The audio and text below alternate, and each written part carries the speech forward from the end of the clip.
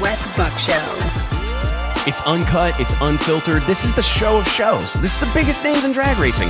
No holds barred. Speaking his mind.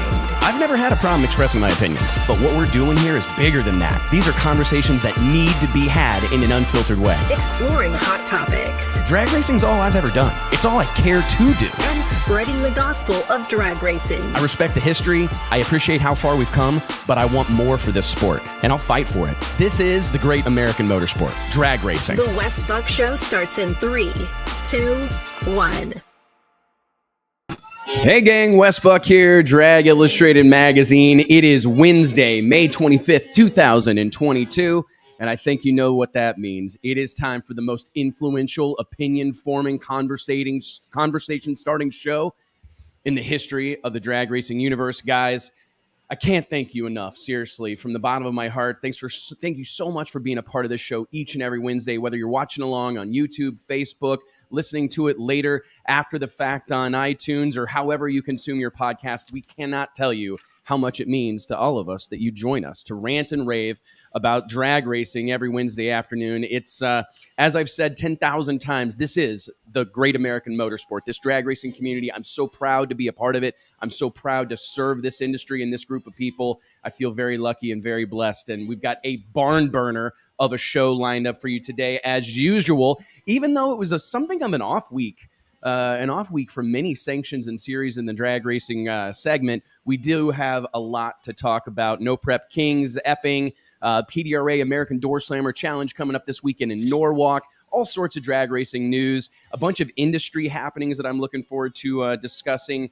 But I got to tell you guys, and let me crank down the music here, before we get this conversation started today, I would like, and I had to get a little prepared for this, to be totally honest with you guys, but I'd like to take a moment to send our thoughts and prayers to everyone that has been impacted by this absolute horrific tragedy that took place yesterday in Texas.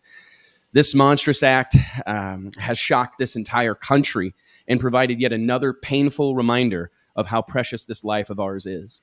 I urge all of you to count your blessings, embrace your loved ones, and make the most of every single moment. We bicker about rules. We fight over where we get to stand on the starting line. We complain about payouts, entry fees, diesel prices, and parts availability, and everything in between.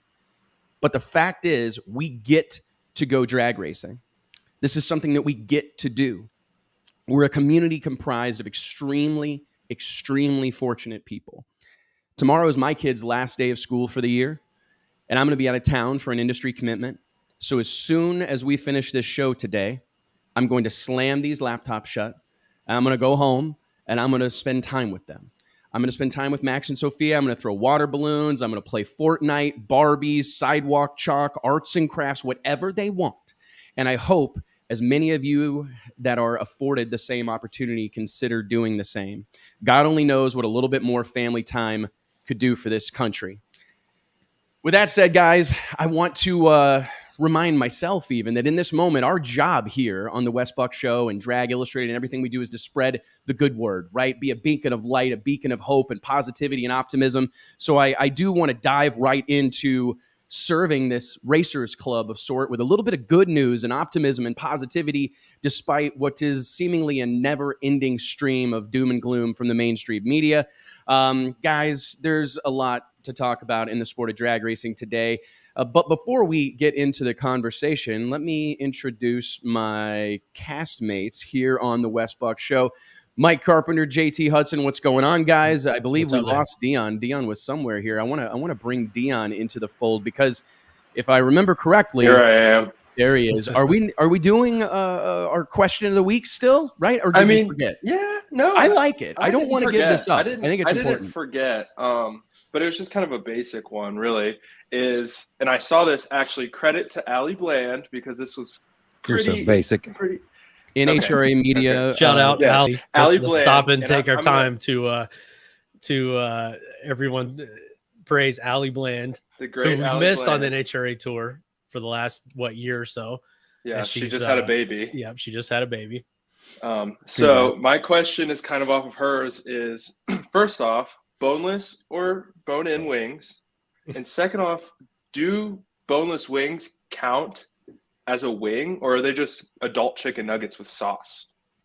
They're adult chicken nuggets with sauce. It's bone-in or nothing. I mean, the boneless are made for women. That's what women eat. We 100% bone-in, traditional, buffalo sauce. They're not even none of this girly it's garlic chicken parmesan breast stuff. I mean, it's buffalo sauce. Hotter the better. If you're not sweating, you're not eating them right. Man, you really got JT fired up on this. That was like a strong chicken wing connoisseur. I mean, yes. If you eat two and you kill a Brutus. I mean, that's how I'll even go a step further. I don't know about you guys. The secondary debate is wings or flats. I'm a flats guy. I'm flats. I'm flats. I ask only. for flats all the time. Flats only. Like when I get them, actually shout out to my wife. She makes incredible wings in the air fryer, and when she goes and buys them, she buys flats only. So I mean, Wes, you've been pretty quiet. Can you eat Hey, Mike, can you eat a flat? Just like put the whole and just pull it out. Oh yeah, and you can also do the umbrella method where you grab it and you just shove it down and make it into kind of like an umbrella and just No, you got to take the bone off, and then you have one bone with all the meat around it. That's true. If you just twist it, you can pull one bone off. Yeah. Yeah. Okay. Well, I'm gonna just I'll follow up and book in this particular conversation as a adult chicken nugget connoisseur. I'm big on boneless wings. I'm not like JT. I don't like to wear whatever I'm eating. I'm not an animal like facing a trough. That's what. I'm a dry rub whenever guy. I'm around JT. He walks up to like a trough. That's what it looks like, and then shoves his face into it. It's a little bit. Man, I'm a big boneless wing guy. I'm a boneless wing guy. I don't mind all the variety of sauces. That's what your collar's for, to wipe your mouth. Yeah. Oh man, I got some wings. JT, didn't we get wings on Sick Week? Yeah. At that really kind of divey place. They were awesome. They were really good. That's usually where you get the best wings. Yeah. What was that place like called? Strip clubs. It was like the worse the worse the strip club is, the better the entertainment is. Oh my goodness, this has gone off the rails. Here I open the show with this heartfelt. I started drinking too. Diatribe, about the way of the world right now, and sending everybody home to kiss their family. And JT's talking about quality of strip clubs. Yeah, well, solid, man. That's solid. Quality life. Well, I guess I can't argue, man. You would know. I think you're having more fun than anyone I know. Like on a daily basis, you're having a better time. And you know what? Maybe we could all learn a little bit. I couldn't keep up with JT's beer swilling, chicken wing eating JT Hudson. Well, go have some wings tonight, and let's get this rolling. Yeah, let's get this rolling. Thank you so much, Dion. Guys, we've got a ton to cover here. There's no doubt about it. But it was kind of a weird weekend or a weird week. It just felt, this is the first time in a long time, and I don't know about you guys, but I genuinely missed having an NHRA race on the schedule. Did you guys feel that kind of void in your life? Like I'm going, it's been a long time. I mean, I'm always paying attention, but I really felt it. I missed having an NHRA race to follow over the weekend. Yeah, it's been a pretty busy stretch for the NHRA. But I think the way they break it up with these classes, like Pro Stock, I don't think Pro Stock is raced in like 6 months. It feels like, and it's like it's actually Joe Costello had Erica Enders on his show earlier today, talking about her win in Houston, and I was like, wasn't that like a month and a half ago? And it was the most recent Pro Stock race. So the way they kind of have these classes mixed and matched, I guess, helps alleviate it a little bit, but I'm ready for one of these, all out events where all the classes are racing. It's funny. You get spoiled with like Gainesville, Indy, some of these races where everything's there. Pro Mod's there, Pro Stock's there, bikes are there. You got a gazillion Top Fuel and funny cars. It really was. I have missed it, man. I mean, and that's not to say there wasn't plenty of racing going on. Don't get me wrong. There were like 37 divisional events that happened this past weekend. No Prep Kings rolled into Epping for New England Dragway.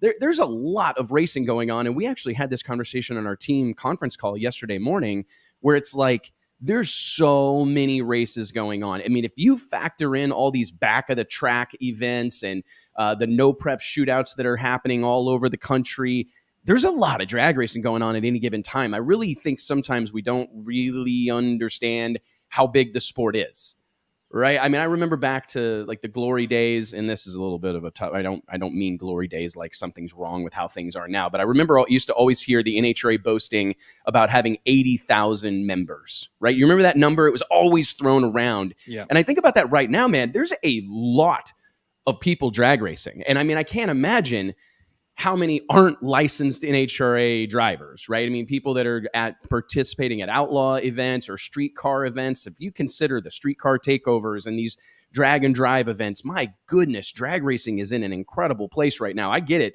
There's always going to be something to bitch about. There's always going to be something that we can nitpick, but there's a lot of racing going on. I mean, I saw Britt Cummings in the comments just a little bit ago talking about the Great American Bracket Race. There being a couple of hundred. Like, what did he say?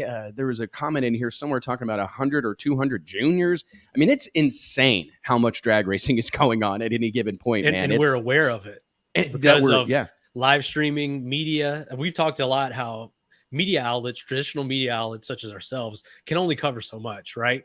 But with social media and with everyone kind of being their own little media outlet, we hear more about it. We hear updates and video. It seems like somebody's got a video crew at every race across America, and I think it's made everybody much more aware of it. It's that double-edged sword where it's like we're aware of the good and we're aware of the bad too. I was thinking about that as well. Why we're missing it so much is because the racing has been so good thus far in this season. I mean, it's made a fan of a lot of people, I think. I think it's won you over. I mean, right? I mean, as somebody who largely ignored the NHRA kind of scene, not ignored, but you know what I meant. A little bit, yeah. Oh, for sure. I mean, you told me multiple times that wasn't really your thing. You're like, I don't really want to, whatever. But I think they've put on a hell of a show from start to finish. I'm genuinely excited for the next stop on the tour and glad to see Pro Stock back in the mix. Yep. All these things, it feels really, really positive. But you're right, Mike. There's so many of these events that draw a huge media presence. I mean, I was looking at some of the videos from this War in the Woods that happened a couple of weeks ago at Brown County Dragway. There was like 700 media members on the starting line. I mean, that's obviously an exaggeration, but not much, man. There's everywhere. There's people with a camera. And I do feel it's a blessing and a curse, right? I mean, it's a great thing because we see all this stuff happen that we probably would have missed otherwise. But man, there's a lot of stuff captured that people probably wish wasn't captured, right? Absolutely. Yeah, I think we've seen both sides of that. I really do think we've seen both sides of it. Yeah, especially this particular weekend, guys. I think let's dive right into some No Prep Kings conversation, man. Huge weekend again for MPK. Definitely, this is something that I wanted to interject as we talk about the results from the weekend. Cool. I mean, a little bit of not a huge shock. Actually, I played the wrong video. Bear with me here. I got the wrong one keyed up. This is what happens when you got gazillions of these things. But Kai Kelly versus Ryan Martin in the final. A couple of things that I want to ask you guys and kind of go over with the group. First and foremost, are you guys noticing that MPK is just a lot more part of the conversation than it's ever been before? We're on episode 257 of this show. We've been doing it for years and years and years, and I never remember spending this much time talking about No Prep Kings. Before we get into the dominating force that has been Ryan Martin, right, and a host of highly competitive teams that exist in that space, Mike, JT, what's been the difference? I mean, even last year, we hardly talked about this stuff. I mean, we talked about it in passing or maybe referenced it, but it is like a legit part of the drag racing conversation at this point. We're talking about it as we discuss NHRA, as we discuss PDRA, as we discuss Midwest Drag Racing Series. What do you think is driving the bus on that? Mike, I'll start with you. I think it's kind of standing the test of time. I mean, we're in like season 5 or 6 of this deal now, and it's been around long enough to kind of establish itself and what it is, and also just the level of talent that's competing in this class. We see more and more talent, or in this series, not just the Invitational, but the Outlaw Big Tire, the Futures, all the different classes they have. This deal is chock full of talent, and we talked a lot about how that's going to affect things. But I think right now you can't ignore it because a lot of the heavy hitters in Doorslammer racing are competing over here. And it's really kind of become, to me, right up there, like you said, with PDRA, with some of these other series, when you want to talk about, let's call it pro mod style racing. I find that interesting because, like, T, I'm sure you will echo that sentiment, but there was a time not that long ago where this was completely different. I mean, it was seen, and I'm not saying it wasn't competitive 2-3 seasons ago. I think it was, but it just seems to have reached a new level where these guys were a thing all unto themselves. It was treated primarily as a show. Now we're seeing it as a real competitive environment. Do you agree, T? I mean, you get Pat Musey involved, and you get Manny Bajjing, you get Mike Murillo. I mean, these are real pro level racers. You have some big names down there, and tuner wise, you have some big names. You know that we see all around in the sport. And I agree. It's stood the test of time.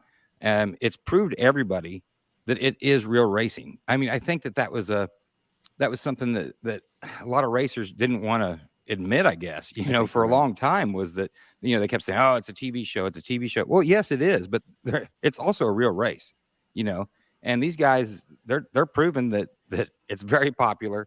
It moves the needle. I think from what we've always said is they've related to these drivers, not the cars. They've related to these drivers from the show, and they want to go out and see these guys race. And I mean, there's a following. There is such a following that, some guy that has a YouTube channel can start talking about No Prep Kings, and literally overnight seems like they can get 20, 30,000 viewers, And on top of that, I mean, not in a self-serving way, but us talking about it, traditional media outlets picking it up and talking about it. We're not the only one that I see posting results or talking about what happened this weekend. And you sort of have to reach that level where you break into the mainstream. And I think that's what it's done. I wonder sometimes, like, it just feels like we finally accepted it. Like it was there kind of operating in the background or on an island of its own. And there was a lot of jealousy, I think. There was a lot of people that were kind of looked down on it or just out of sheer jealousy because that was the hot thing. It's on TV. These guys are talking about sponsors and paid appearances and how much merch they sell. And I think there was some animosity that was rooted in jealousy toward them, but it seems to be being accepted. JT made a solid point. I think when you start seeing the Steve Pettys and the Pat Museys and the Jamie Millers and all these are high level guys, Patrick Barnhill. I mean, the list goes on. I don't mean to leave anybody out. Just, that's a real who's who, and their presence there has certainly added a lot of legitimacy to it. Kind of going into this past weekend's results. We got to talk about this nitrous purge, though. Oh, I know, dude. And kids, that's how clouds are made. Yes, that's awesome. That is how clouds are made, man. What a shot there from Kai Kelly. And I mean, clearly in the hunt, we've got a lot of the things that you're looking for. We got late model cars, we got older cars, we got the latest, greatest state-of-the-art stuff, old pro stock cars, old match race door slammers, quick 8 cars. There's all this really eclectic mix of cars, really eclectic mix of drivers, and power adders, man. I mean, it looks to me like Kai Kelly's this close. Who is there anybody off the top of your head? I mean, I saw in the comments a moment ago, Jerry Bird's leading the points. Yeah. Ryan Martin is second, despite winning what feels like every race. Who do you guys think is poised to unseat the champion, Ryan Martin? I mean, if Jerry Bird keeps it up, just consistency with the point standings is what he's done. Same with Kai. I think Kai, we don't talk about Kai. He hasn't gotten a win, but I believe he's third in points, I think, probably behind Ryan. He's always right up there. He's always a threat, just seems to not be able to break through there in the finals. But Kevin Stevenson in the comments, he made a good point where nitrous cars are doing very well this season in NPK. You got Jerry Bird, you got Kai, you got Lizzie. There's nitrous is always kind of fighting from behind and usually trying to catch up to the power that's created by Pro Chargers, Superchargers, turbos, the whole deal. So to see those guys competitive, I think is cool. And that adds to the excitement of the class too. I know everyone kind of wants to move on past nitrous sometimes is what it feels like to me. Like it just can't keep up. Not you, Mike. Let's leave it behind. But a lot of the best, I'll stick by this, a lot of the best racers in the country run nitrous. Well, and they're going about it in like the hardest way possible. Yeah. You can talk to any engine builder, any tuner worth his salt. They will all tell you that there is no harder way to go racing at a high level than with a radical high level nitrous combination. And I tip my cap to all the guys that are fighting that good fight because it really adds a lot. You cannot tell me that nitrous purge in front of that crowd is not an impressive thing. We get some feedback in the comments here that I'd like to touch on because we have some footage. I did forget too. Kevin reminded that Kai did win in Virginia. Oh, yeah. You forget how quick. Yep. That's another product of these races happening so quickly, one after another after another. It's nice that we got a little bit of a break here so we can kind of get caught up on everything that's going on. Still a lot to unpack from the No Prep Kings event. One of the comments that I hear a lot that I think is worth mentioning and worth debating or discussing a little bit is the fanfare that supports No Prep Kings. There's no doubt that they have an incredible fan following. But I do want to say that we've got to get off this hamster wheel, in my opinion, because it's like leading nowhere of the NHRA crowd versus the no prep crowd. I promise y'all, nobody wants to go head to head with NHRA on ticket sales receipts. Like, I'm not saying that these other events aren't drawing huge crowds, no doubt about it.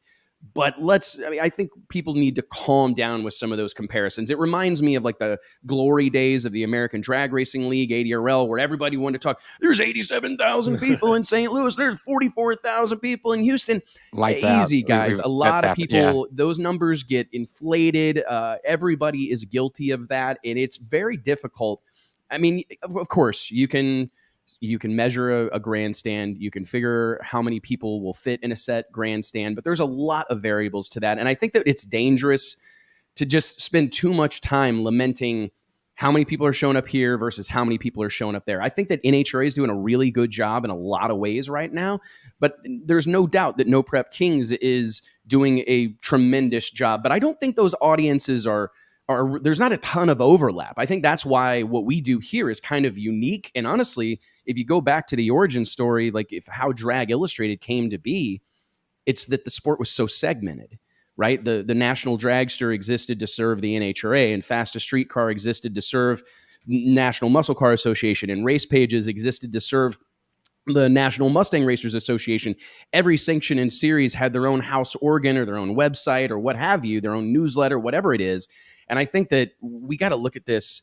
What's good for the goose is good for the gander. The fact that we have sellout crowds in 2022 for NHRA national events, and we have what appear to be sellout crowds showing up at No Prep Kings events, this is a victory. My question is more about how do we merge some of those audiences, and how do we bring, how do we introduce the No Prep Kings audiences to the NHRA, and perhaps vice versa? How do we get these things serving the greater good that is growing the sport of drag racing, right? Because it does seem like our natural tendencies, and part of this is just being humans, is we click up in a hurry, and it becomes this No Prep Kings versus NHRA, and I don't think that's really helping anything personally. Yeah, I'm not sure what the answer is. We've talked about NHRA setting up booths or getting involved with NPK somehow, or vice versa. Maybe we'll see that. But that kind of goes back to our first question, or the first question you had for us about why are we seeing it kind of accepted now? And maybe this will continue to push that direction where NHRA accepts it. But I do agree that this is sort of like the big stage for this outlaw movement, and for people that want to go see outlaw style door car racing. NHRA caters to a lot of people. A very small segment of it is a kind of an outlaw door slammer crowd. And that's only really been recently with NHRA Pro Mod in the last couple of decades. So it really, to me, appeals to two different segments of the sport and what people are looking for. Also, NPK does such a great job in the whole Street Outlaws franchise of creating heroes, creating characters, getting people. These people are there to see these cars in some capacity, but they're there to see these people. And I think that's the big difference between NHRA and NPK. A lot, when you want to go see 1,000 cars make a lap on a day, you go to an NHRA race, right? It's just chock full of everything you could want. If you want to go see your heroes and stars from TV, you're going to an NPK race. What if you set up a booth? What if you set up a booth and then say it's an off weekend, and the NHRA paid a couple teams to go make an exhibition run, some nitro hits, on Friday night in front of the big crowds of No Prep Kings. And, that might be enough to convert some of these fans that have watched it on TV over to, hey, maybe I'll go check out the NHRA stuff. So I don't know. I feel like there's a great opportunity because we've had these conversations with a lot of these racers where if you call up Ryan Martin, I mean, I don't think he's unsatisfied with where he's at. He's actually told me that he recognizes that No Prep Kings is the pinnacle of what he's trying to do. And there's perhaps no place that exists that's going to give him a bigger platform than he has via Discovery Channel, right? However, we have had conversations where it's like, hey, if everything was equal, I would love to go throw my hat in the ring in NHRA Pro Mod or whatever. Like he would love to line up against Ricky Smith, or love to line up against Stevie Jackson and Jose Gonzalez and this whole world. Like where Big Chief was a few years ago. I mean, exactly, man. He had it by the horns, but he wanted to go run Pro Mod and try it. Yeah, and I think that's time though he faced an uphill battle getting there, and faced all that scrutiny. What was the letter? Taking of the licenses, all of that stuff. So I wonder how much that sentiment has changed, and how many of those people, how much of the personnel at NHRA has changed as well to kind of bring in a fresh approach and a fresh thinking and embracing of what at some point they've got to just throw their hands in the air and say, we're not going to win this battle. Really, I just think it to me, I think it speaks primarily to just being observant, right? I mean, I think you got to be paying attention. And I make these mixed martial arts references all the time, but they're layups, man. What comes to mind for me is like Dana White, the president of the UFC.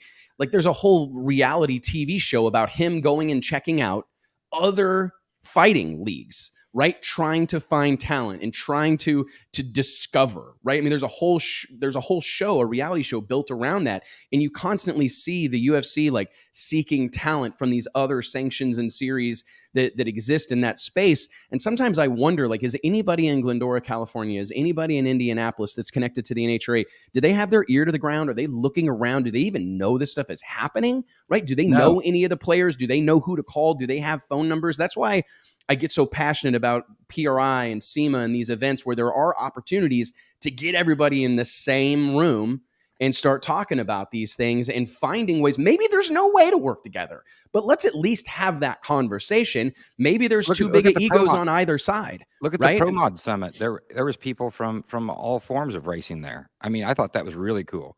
And decision makers, in my opinion. People that have the stroke or the authority or the influence to actually create change, to get something to happen. And I just know that it's no secret, we hear it all the time, the aging demographic of the traditional drag racing fan. But you go to one of these No Prep Kings events, and No Prep Kings is not the only one, man. I mean, Streetcar Takeover, what Justin Keith and Chase Lautenbach have done with that series, traveling all over the country. I think they had 16 events or 18 events on their schedule for 2022.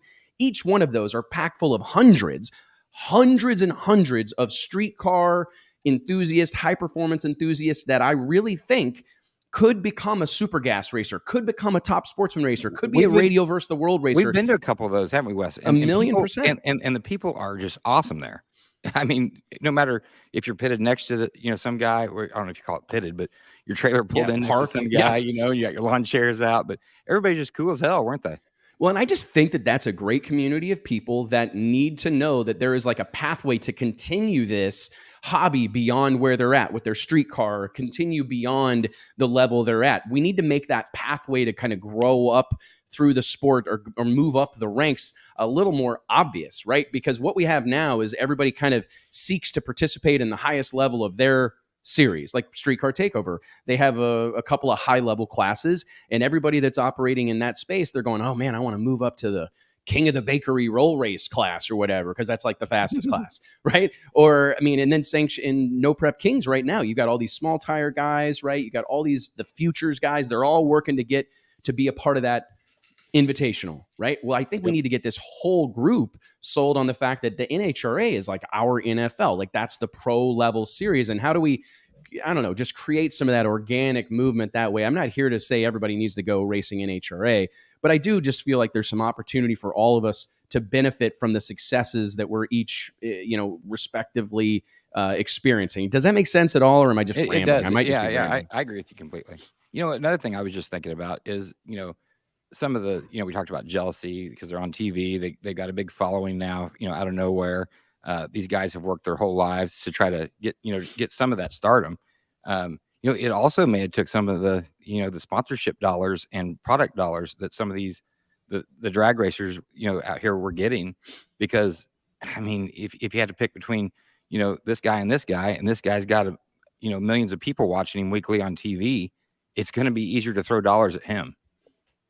I agree, man. I got to tell you guys, and I don't mean to derail the conversation, but I'm about to. Because one of the things that I see, but this is a worthwhile conversation. I really believe it. If you think about the value proposition is just different when you go race No Prep Kings. And this is something that, from what I understand, I've been kind of following some NASCAR headlines here in the last couple of weeks. Not a lot, but I felt like there maybe was something to learn from it. I noticed there was a story in the Sports Business Journal this week with an interview with Denny Hamlin, who's a racer / team owner, partner with Michael Jordan in operating his own team. And he outlined a bunch of room for improvement within NASCAR. And I think he's taken some heat from it, from the higher ups for it. But he makes a really interesting point when he talks about the opportunities that exist for companies right now. Like, there's so many places to spend your money. I mean, you can sponsor a major, for the first time in history, you can sponsor an NBA team and they'll have your logo on their jersey. You can sponsor a Major League Soccer team, right? I mean, there's so many ways to spend your money, not to mention all these influencers and all these. We just talked a minute ago about how many drag races are going on. Like, just think about in our space, there's a gazillion options for companies to spend their money. And Denny Hamlin brought to light what I thought was a really interesting perspective, that the business model needs to change. What I see over in Street Outlaws, No Prep Kings, is they want to be there, and they obviously are racing for a purse, but a lot of those guys are compensated by Pilgrim/Discovery for being there. So they're, in a way, and obviously this is I don't know all the ins and outs of those details or how those contracts work, but it's a different arrangement, right? They're on the same team in that they're getting television revenue, right? They're getting revenue like the NBA from being on Discovery or whatever.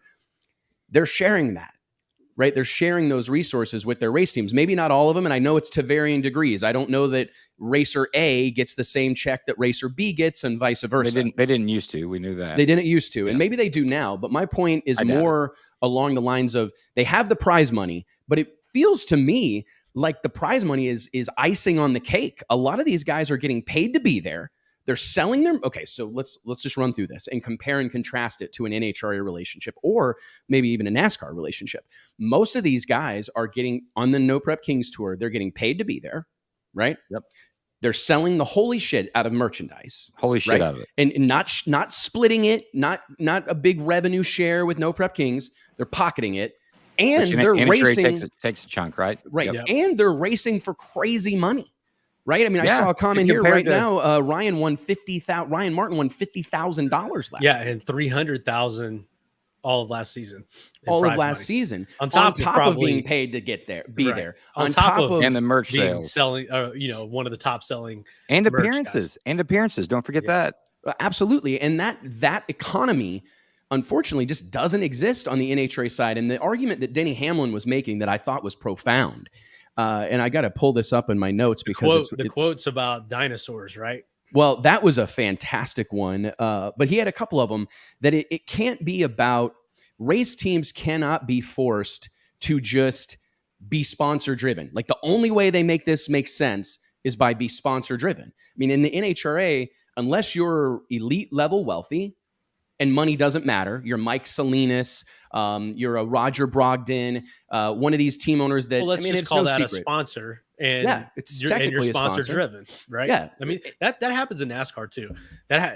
More than probably most people are aware. A lot of those deals that we see on these NASCAR teams nowadays are funded by the team owner, whatever, and they're just trying to make ends meet or cover a certain expense with that sponsorship that weekend. There's very few. Denny is one of the few that he's had a 20-year relationship with FedEx that's the only sponsor on that car. He was quick to identify how, like, here, I'll throw JT out real quick, but he was quick to identify, Denny Hamlin, that is, how much of an issue it is that these teams rely entirely on sponsorships to make it make sense, right? They can't win enough money to make it make sense.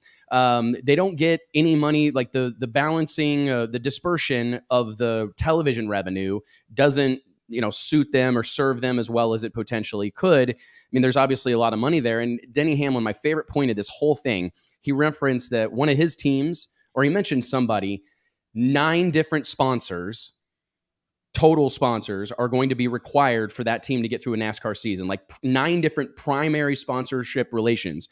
So you're going to have, the car is going to be M&M's this weekend and Tide next weekend and Walmart the next weekend and so on and so forth. And he made this is incredible.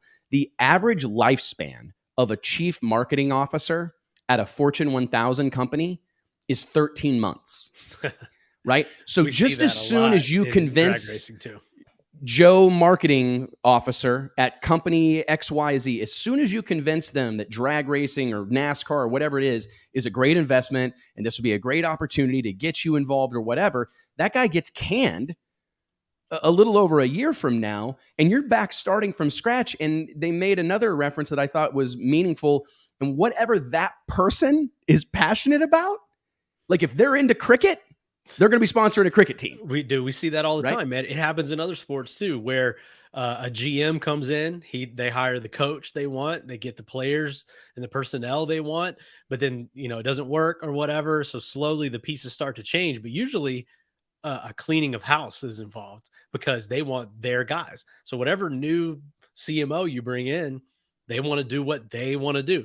And as soon as that contract comes up for renewal, which I assume is usually every year, that deal's done and they're moving on to something else. But the whole thing, and maybe you've got more to this point, but Denny's point about the business model needing to change, that's where it starts, in my opinion. And his quote was, I'm going to butcher it because I don't have it in front of me, about it's hard to convince dinosaurs to change the way they eat, or that the way they're eating is wrong. And I think that says it's hard to convince a sanctioning body or organization where, NASCAR continues to rake in the money and pay its executives. So does NHRA. It's hard to convince them to change the way they eat. And I thought that was a profound quote. I did too. Denny Hamlin, it's very hard to convince dinosaurs they must eat differently. And I relate to what Denny Hamlin is trying to do. Like, I admire it because it's hard, because you get met with constant, like, oh, you're just trying to tear down this deal. No, we just want to see it grow. We want to see it prosper because times have changed. The whole business model, I think across the board, we really have to get down and dirty. We need a clean sheet of paper. I remember Brian Loans posted this on Facebook one time, but it was, and it's an age-old quote, but it was the most dangerous words in the English language are because that's how we've always done it. Yeah. And I think that drag racing, NASCAR, many motorsports are suffering from that. This is the way we've always done it. Why fix what's not broken? Well, I'm here to tell you guys, it may not be broken, but it needs reinventing. And I think it starts, from the way the racers are compensated, to the way the events are held, to the expecting people to sit in aluminum grandstands in 100-degree heat from 8 a.m. to 8 p.m., best case scenario. Everything needs rethinking. And I just do think that in this moment, right, while everything is good, right, things are going good across the board. I'm hearing about PDRA's having great races. We've got NMCA having great races, Midwest Drag Racing Series having great races. All these events are doing well right now. We've already talked ad nauseum about MPK's success, NHRA sellout crowds in 2022. While things are good, now is the time to be having these conversations, because the last thing you want to do is be trying to fix it when it's already upside down and on fire. And maybe in some instances that's already happening. And there, unfortunately, the clouds are on the horizon. Anyone that knows anything about money and the economy and all this, everything involved in that, says that we're heading to a recession. And I can't disagree with them, unfortunately. So we better get ahead of it. Right, we better start trying to solve these problems. Right. So we don't go into a tailspin like we did during the last recession. And I think we'll talk about this more at the end of the show. I know we're going to talk about some of the other things that are possibly economic related, but hey guys, we got a guest that just hopped on here. And so, so let's go ahead and bring him on. Who do we got? Got Manny Bajjing. I didn't think Manny was going to make it. Manny, you're muted. Muted, huh? There you go. There he is. Yep, there you go. Hey, Manny, welcome to the show, man. How are you? Thanks, man. I appreciate you guys having us on here. It's a big accomplishment to be on Drag Illustrated, for sure. Oh, well, thank you, man. We surely appreciate the time. I didn't know if we were going to get this pulled off or not. You were the next topic of conversation, man. Manny Bajjing wins the Future Class again. Back-to-back victories in your No Prep Kings debut. You come out of the box swinging and clearly aren't going anywhere. Can you just take us through real quick, Manny, like what attracted you? We were just talking about like the business of racing and how some of these sanctions and series maybe need to rethink the way they're approaching things. Can you give us a little insight as to what kind of made you, what piqued your curiosity or piqued your interest about No Prep Kings competition? Man, it just seems like it's competitive racing. It seems like it is a TV show and it is being filmed. So if you can put all that aside, there is a lot of good competitive racing. There's good people. There's camaraderie. There's drama. There's a flavor of things over there. So for us, it was just to try to go over there and beat the best, as they all claim on TV. So that's what we're trying to accomplish. What do you make of just the fanfare and the spectacle? You and I talked about how many autographs and T-shirts, and what was that experience like, being exposed to these big crowds? I mean, it's obviously nothing that you're completely unused to. I mean, you've been to plenty of lights out events, massive events down at South Georgia Motorsports Park. But what was your No Prep Kings initial experience like? So the initial No Prep Kings was so all I can compare it to is we've been to Lights Out, we've been to Jason Miller's races. I mean, the house is packed. It's crazy. It's, you got these loyal race diehard fans. At No Prep Kings, you multiply that by 2. It's like an NHRA or maybe even bigger. These fans are they're great. They're supportive. They're loyal. They'll cut their arm off to give the racer blood. It's like something I've never seen before. So it's like, it's just NHRA on steroids. It's just amazing. The fan base and the loyalty to the racers that the fans have is crazy. What do you, I'm curious from a competition perspective, bringing out Fred, the feared red Mustang, you've been making waves with in Pro 275 for a while. It seems like you guys made a fairly seamless transition from radials to big tires and wheelie bars. Is this your first kind of go round with big tire racing, or is this, I know you did some 10.5W stuff, but is this your first big slicks and wheelie bars, like full-fledged effort? I mean, it doesn't look like that right now, but that's 12 or 13 runs on the car that we have. Wow. And it's just good people behind us. It's just, Jamie being the chassis guy, the tuner, and Franny at the shop doing all the leg work, and just Carlo, just a bunch of good family members and friends that just want to go have a good time. So it's just, it all clicked. I mean, all the stars are aligned right now, but it's lonely on top and it's easy to fall down. Absolutely. I'm curious to talk about this big effort that you're making to kind of capture the attention of the No Prep Kings crew, Sam Corcus and the guys at Pilgrim Studios. It was all over social media this last week when you had a flyover. There's a plane flying over, pulling a banner that says Free Fred. You're sending 300-400 beach balls that say Free Fred out into the crowd. What's been the reaction to this? Do you think I mean, hey man, there's a lot of PR people that could take note here, take a lesson from Manny Bajjing and company, because you guys have really made your presence known almost overnight on and off the track. Well, I mean, as far as the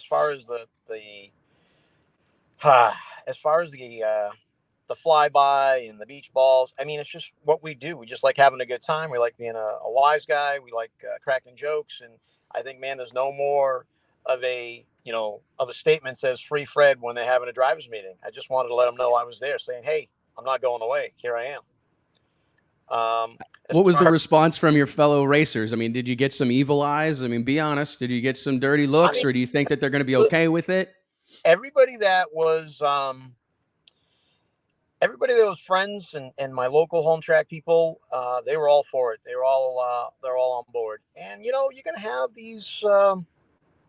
You're going to have these people that are a little on edge, feel a little threatened, but, it's just Fred. It's just another red Mustang. We're just coming out to play.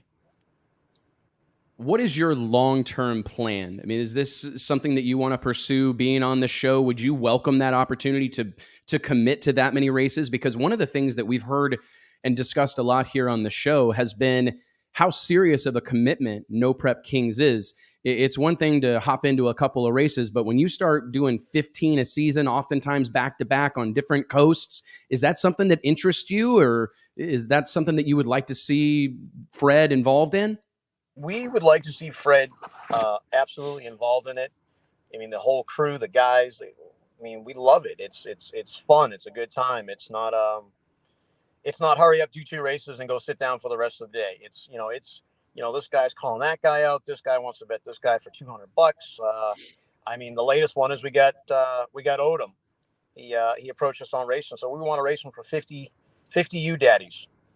So do you know what a U daddy is, Wes? I don't know that I do, Manny. All right. So an example, say we beat Odom and we say, they're in the middle of filming. Who's the best racer on the planet on this track right now? His answer is you daddy. So if I can get 50 of those from him and then make him wear my crew shirt when I beat him, I think we've made our statement. So I want to bring JT in here real quick. He's my resident betting expert. Have you ever heard of this before? I love it. I've never heard of it, but I love it. 50 U daddies. That is a victory. Is this something you do a lot, Manny? Is that like a thing from up in your neck of the woods? I mean, it's actually a big thing in Louisiana. My buddy Carlo came up with, and man, it's worth more than $5 or $10 grand. It's just priceless. Oh yeah. I'm putting it in my wallet today. Yes, I mean, that's a freaking keeper right there, man. I absolutely love it. Baddest racer on the planet right now, you daddy. That's what daddy. Oh, I absolutely love it. So tell me, what is the? I had a great question. Oh, what was it hard to swallow your? And I'm not. Was it hard to swallow your pride and have to go participate in the futures class? Because that's one thing that I want to publicly give you kudos for. We've given Paige Coughlin a lot of praise for acknowledging that she was going to go and dive into the futures category, because there's in the pro level racing ranks, there's a lot of people that I've had tell me oh man, I would go do that, but I'm not going to race my way in. I'm not going to go work my way up. I want to be in the invitational. And I think it's incredible that a team as accomplished as yours, Manny, was willing to say, hey, we'll go show up. We'll go hope we get in. We'll go hope that we get to be a part of this deal. I mean, kudos to you, but was that a tough decision to make? No, I mean, just our race schedule is so busy with the pro stuff and the radio stuff. And, it's just so busy, but now we actually had a chance. And like Jamie was saying, you can't win the lottery if you don't play a ticket. So we bought a ticket. We're going to these races, and no, we're committed, but it's not tough to swallow. If those are the rules, it's no different than, you can only have a 140 blower on the car. You can't show up with a 144. So you got to follow the rules. If that's his procedure, which seems to be that's Sam's procedure of, hey, we want to show you, we want to see that you have the commitment to go forward, then you got to follow the guy's rules. It's just simple as that. And, and there's nothing wrong with showing commitment. He runs a good ship over there. There's nothing, I'm not getting yelled at. So, I mean, I'm ahead of the game. Do you think was that a surprise at all, the organization? Because I think if you watch this stuff from afar, or if we even throw up one of these clips and you see a gazillion people gathered on the starting line, it's easy to think that this is a calamity, right? It's easy to think that this is a mess, but by all accounts, it's the exact opposite of that. So I'm gonna tell you this: it might be chaos, like you're seeing right now on the starting line, and people, and they're just there talking and betting, and there's no. They're all watching what they're doing. They're all careful. They're all strategically placed. But at the end of the day, I can tell you, I've never rolled into any race and they've had a chalkboard there saying, hey, you guys pull over here on the left. You guys pull over here on the right. If you're not in lanes in 10 minutes after I call you and I text you, you're out. If the car makes the run, you're out. Don't come crying. So, I mean, they do have it 100%, no doubt. They have it very well organized, very well orchestrated. I mean, it is, you're on deck. Let's go. It's pretty professional. I'm very happy with that.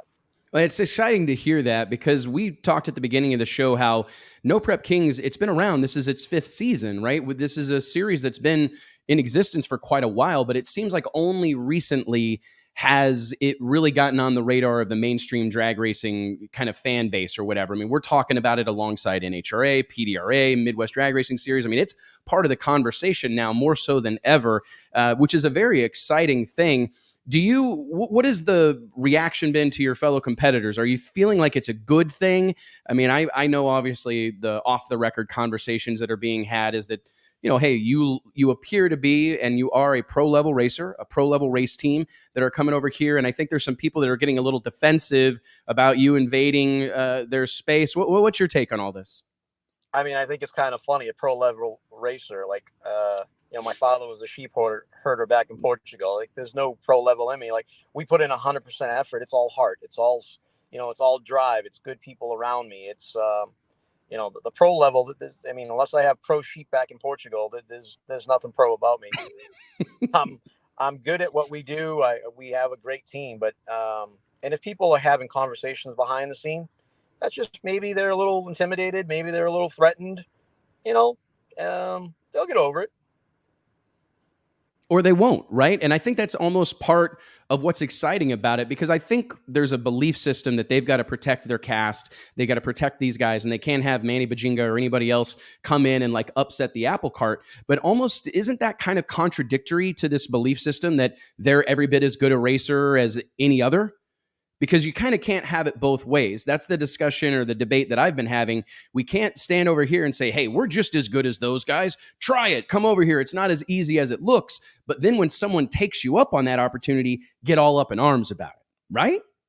I agree with you. And I guess there's different levels to people wanting to get into the No Prep King. So there's levels of, hey, I want to be on TV. And I can see that. And I think that's why Sam kind of weeds them out and gets the loyalty thing, which I agree 100%. And then there's levels. Hey, I want to try to chase that 40 grand because it's a lot of money. I want to try to win that. So I understand that. And then there's a level like us. We just want to go race the best. If that's the best that there is, I want to put that on my belts, my notch on my belt, saying, hey, I beat the best there was. Let's go on to the next item. And that's my goal. It's not to be on TV. Like, we just want to win. We want to race. We want to gauge ourselves. I think that's an incredible thing. And if that's where the attention is and that's where the action is, and the most successful and notorious racers in the country right now, by and large, comprise the cast of Street Outlaws and No Prep Kings. So it doesn't surprise me at all that you guys want to be a part of this thing. So I guess take us through looking forward. Will you be in Columbus? I mean, are you going to try to go to the rest of them, or what's your game plan for the rest of the season, Manny? No, we're going. As my son Manny would say, knock, knock, it's Fred. We're here. We're going away. You know, they can be negative people there on the starting line. They can be saying that, you know, we'll never get in. That's fine. We'll roll the dice, but I'm not going away. I mean, we'll be there. Maybe we'll be in the futures for 15 years, but at the end of the day, I'm still going to be there. At some point, they're going to say, hey, come on in, or they'll just be short a cast member and they'll need me to fill in. I'll be fine. I just want to race the best guys there are out there. That's all there is to it. What has the feedback been like from your fellow radial tire racers? I mean, you've got a big following in that scene. Are you getting a lot of people cheering you on? Because it does, in some regards, feel like you're kind of flying a flag, right? You're a guy who's been closely associated with radial racing for a long time. Do you feel like you're representing that community by going out here and competing and winning in No Prep Kings? Do you feel like I'm flying the flag for the radial guys, so to speak? I mean, just to go out there and go win with a radial car in 2 races, that's amazing. You know, that's a big accomplishment for us and the team. But as far as the radio races, I mean, I think there's radio racers that are coming over, to tell you the truth. I've been getting my phone blown up. You know, this is great. You know, what do we got to do? So I really do think that you're going to have some radio racers come over and throw their hat in the ring and see what they can do, because it is fun. It's definitely fun. I mean, we are going to go back to radio racing with a car, but at the end of the day, we're here to stay with this No Prep deal. Well, it's very exciting. Manny, I appreciate your time so much today. I know you had a busy afternoon, and I appreciate you spending a little bit of your time with us. We're going to get Jamie on here, Jamie Miller, in the next couple of weeks to talk about his perspective, just looking at it from an NHRA crew chief perspective to a radial tire crew chief perspective, as well as now a No Prep crew chief perspective. So thank you again, Manny. Congrats on all your success, dude. And I'm anxious to see how this whole thing plays out, because it's been interesting so far, and I don't think it's going to slow down anytime soon. Thank you so much, and thanks for your support and just taking the time to talk to us. You know, we're not very big, but you know, this means a lot to us. So I do appreciate all your time, and thank you so much. No sweat, brother. We appreciate you. You guys keep doing burnouts and setting records and winning races, and we'll keep telling the world about it. Appreciate you, Manny. Wes, just remember one thing. Uh-oh. Who's the baddest radio racer in the world? I'm not saying it. All right. Who's the baddest? Okay, you, Daddy. There you go. That's gonna be Odom's line. Have a good one. Thank you. Thanks, Manny. See you later. Oh, my goodness. I can't believe he got me to say you, Daddy. I won't even say Dave Comstock's nickname for fear of having a clip made of me, a meme saying Daddy Dave. Damn it, I did it. Hey, gang, I want to remind you guys real quick that each and every episode of the Wes Buck Show is made possible by way of our friends at Stroud Safety. Stroud Safety is known for their top quality racing safety equipment, from drag chutes and seatbelts to fire suits, gloves and blankets, all 100% made in America. Log on to stroudsafety.com/Wes to be automatically entered to win a free set of Stroud Safety Defender Series seatbelts. Really, really, really cool deal. Lets them know you're paying attention. Lets them know you appreciate their support of the Wes Buck Show and Drag Illustrated. So, guys, how about Manny Bajjing? I wasn't sure that we were going to get him. He got you. He got Dion is already working on that clip, that cut down, maybe just that audio soundbite. Yeah. If he doesn't, I will. Yeah. JT will have me saying "you daddy" as his ringtone. I would you say daddy, before you the daddy, you daddy. I can't believe it. Manny, it's cool to see Manny. I've seen, you've heard the name, you've seen the car, but I don't think I even knew what Manny looked like before he did the video explaining the prototype Pro Charger deal, the whole controversy there. And from that day forward, he's been a very visible person. It's like he's buying into, getting himself out there and putting himself in front of the camera. And That's what you have to do. I think we're seeing the fruits of that labor. I got a couple things. I want to go back and kind of pat this group on the back right now. Our whole team at Drag Illustrated: Nate Van Wagenen, editor-in-chief, Josh Hatchett, Nancy Coppin, Caroline, Van, you two, obviously, Brett Underwood, Dion. I mean, we've got a squadron of people here that have been working to do exactly what you just mentioned. Put faces to the names. To be honest with you, I don't know that I could have picked Manny Bajjing out of a crowd not too terribly long ago. And I'm really proud of the fact that Drag Illustrated and the Wes Buck Show has served to try to put faces to those names, man. It's so important, and that's what so many other sports have done exceptionally well, and drag racing has lagged behind on, is building stars, introducing people to these folks. You need to know what Manny sounds like, right? You need to know what Manny looks like. You need to know how he handles certain things, and that's how you develop a fan base. That's where No Prep Kings and Street Outlaws is, they're years ahead of us, building stars and making those emotional connections between human beings, man. No matter how much you like the Popeye 69 Camaro that Pat Musi used to drive, no matter how much you like the U.S. Army Top Fuel car, you cannot develop, it's physically impossible for a human being to develop an emotional relationship really with a piece of machinery. I don't know about that. Oh man, you're gonna ruffle some feathers. You can, and there are exceptions to that rule.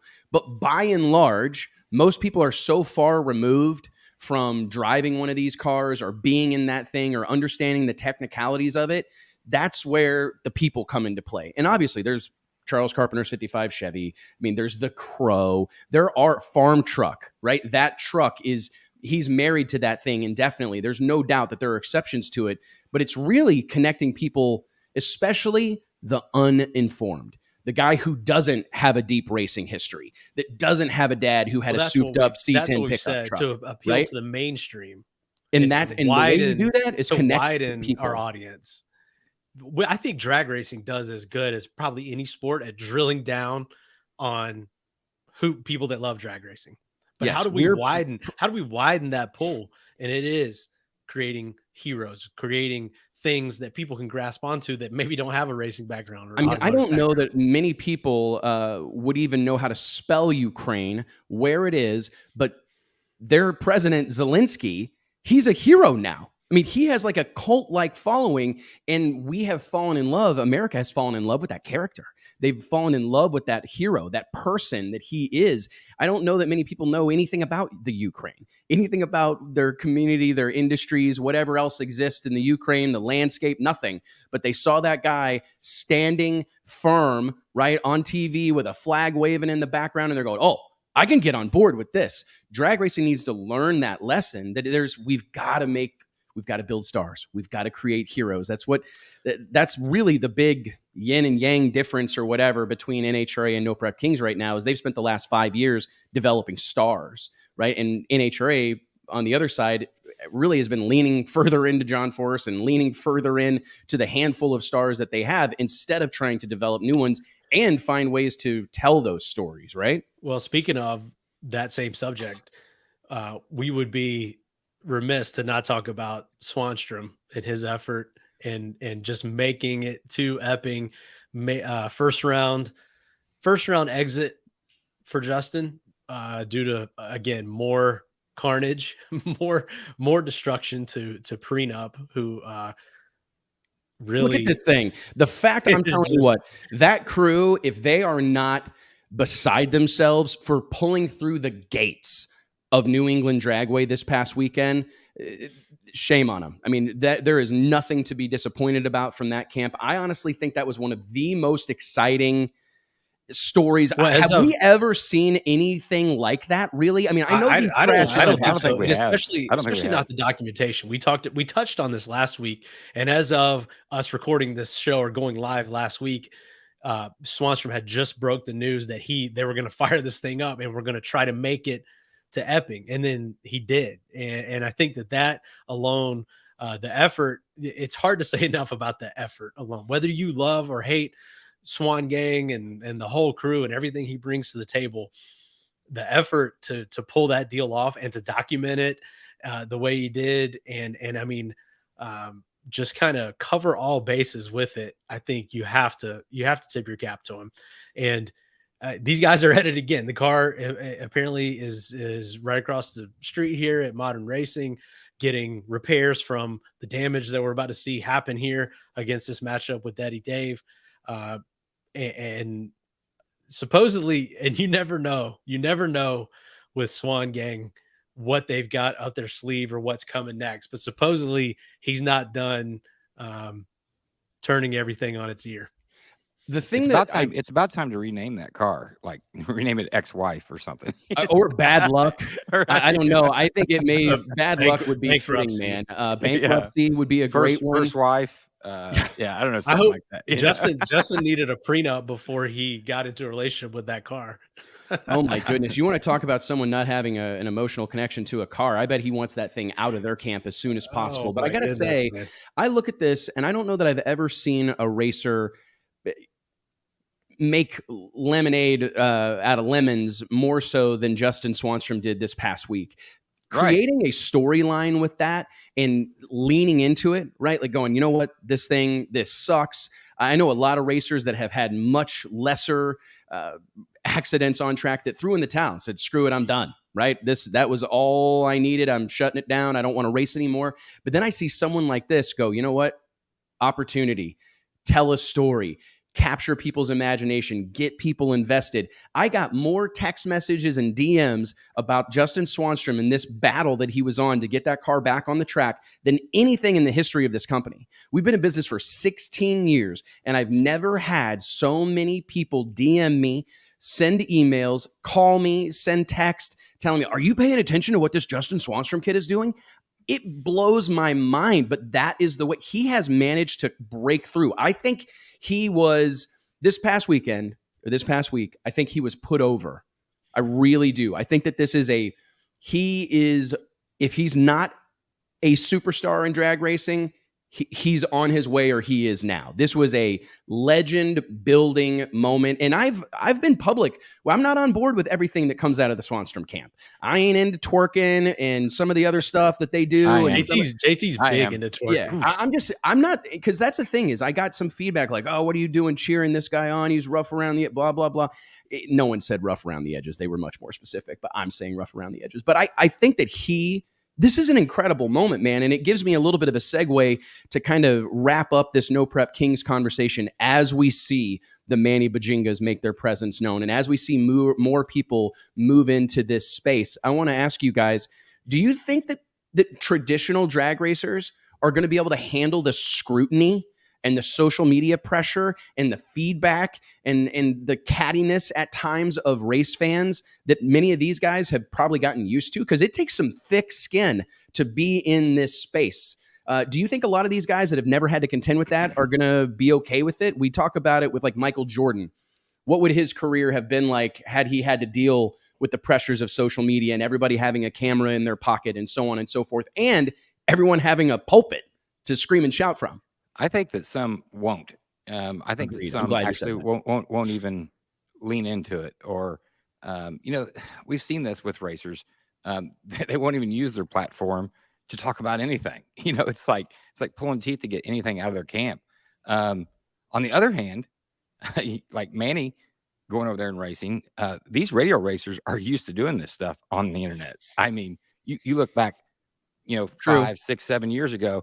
I mean, it was an all-out war on the internet daily. It's a much better fit for that type of racer. It is. We get lost in the comments. You remember that before, and so is No Time and Grudge Racing. If you get some people from those camps over there, they're used to it as well. I mean, they're online, it seems, all day, every day, talking shit. So, I mean, but as an example, I mean, there are a lot of prominent, like, pro level teams in NHRA as an example, and I'm not picking on anybody, but like, there's one thing said about them on social media, and we're booking flights to whoop someone's ass. We're fist fighting in the pits, right? I mean, not everybody is cut out for that kind of scrutiny. No, absolutely not. And I do think it's going to be interesting to see who has that thick skin. Because I point to people like Pat Musey. I mean, Pat, he's at different times, he's had to take a beating, right? I mean, he's got to take this or hear about this. And Lizzie has obviously been exposed to plenty of that. There's been a lot of these guys that have had to take, especially when you don't know Robin Roberts. He doesn't even know how something's going to be portrayed on TV. A lot of these guys and gals don't know how the story is going to unfold until they watch the show along with the rest of us. And then they find out, oh shit, they've painted me a bad guy. Well, you make a mistake. These guys you make a mistake, know. and it's bound to happen. If you screw up, say the wrong thing, it's going to get caught. Everything, it's a hot mic everywhere. Yep. I mean, you're mic'd up. The first thing I had right? someone tell me at the MPK race that I went to in Ennis last fall in October, I showed up at the Texas Motorplex, and the very first thing I had someone tell me, everybody's mic'd up. Yeah. Just so you know. Like, whoever you're talking to, if they're tied to this show, they're mic'd up. And you need to know that. Away from me then. But don't you think that's an interesting thing? That's a whole new type of pressure that most of these folks have not experienced. Even NHRA Top Fuel Funny Car people have not experienced that level of scrutiny and eyeballs. It takes a willingness to relinquish that control. I think that racers that are used to traditional drag racing and just NHRA as an example, they're able to control the situation more, like you said, because it's not that all-time scrutiny. These guys that enter that arena know they're kind of handing over the keys to Sam and Pilgrim in the production studio to how this deal is going to be portrayed. They can have a totally different version of it. Maybe the cameras didn't catch exactly what happened or whatever, but whatever they end up with on the footage, they're going to piece together to make the best story and to make the most interesting TV. And these guys 100% for a fact do not know what is going to be shown and how they're going to be portrayed until that deal airs on Monday night or whatever. That's what you're signing up for, though, man. Yep. I mean, that's the other side of the coin. I do think is worth noting, because for everybody that is bent out of shape or a little bit jealous that the NHRA or their class, everybody's got their own kind of affiliations in this scene, right? We're all in love with different things. I'm a pro mod guy, right? JT, everybody knows you're a radial guy. Mike, you're obviously a pro mod guy. Your dad invented it. I mean, we all have our allegiances, but it's interesting how this deal, for all the jealousy that exists, is anybody really willing to do that? I mean, I have sources inside the NHRA that have given me a list of the drivers who have turned down media opportunities. Like, hey, we need you to be on this show. Hey, we need you to do this interview. Hey, we need you to go to Good Morning America. We deal with it every right? week. Every day. I got better things They're to after different things, man. There's two groups after different end goals. You think so, but they almost aren't, like, your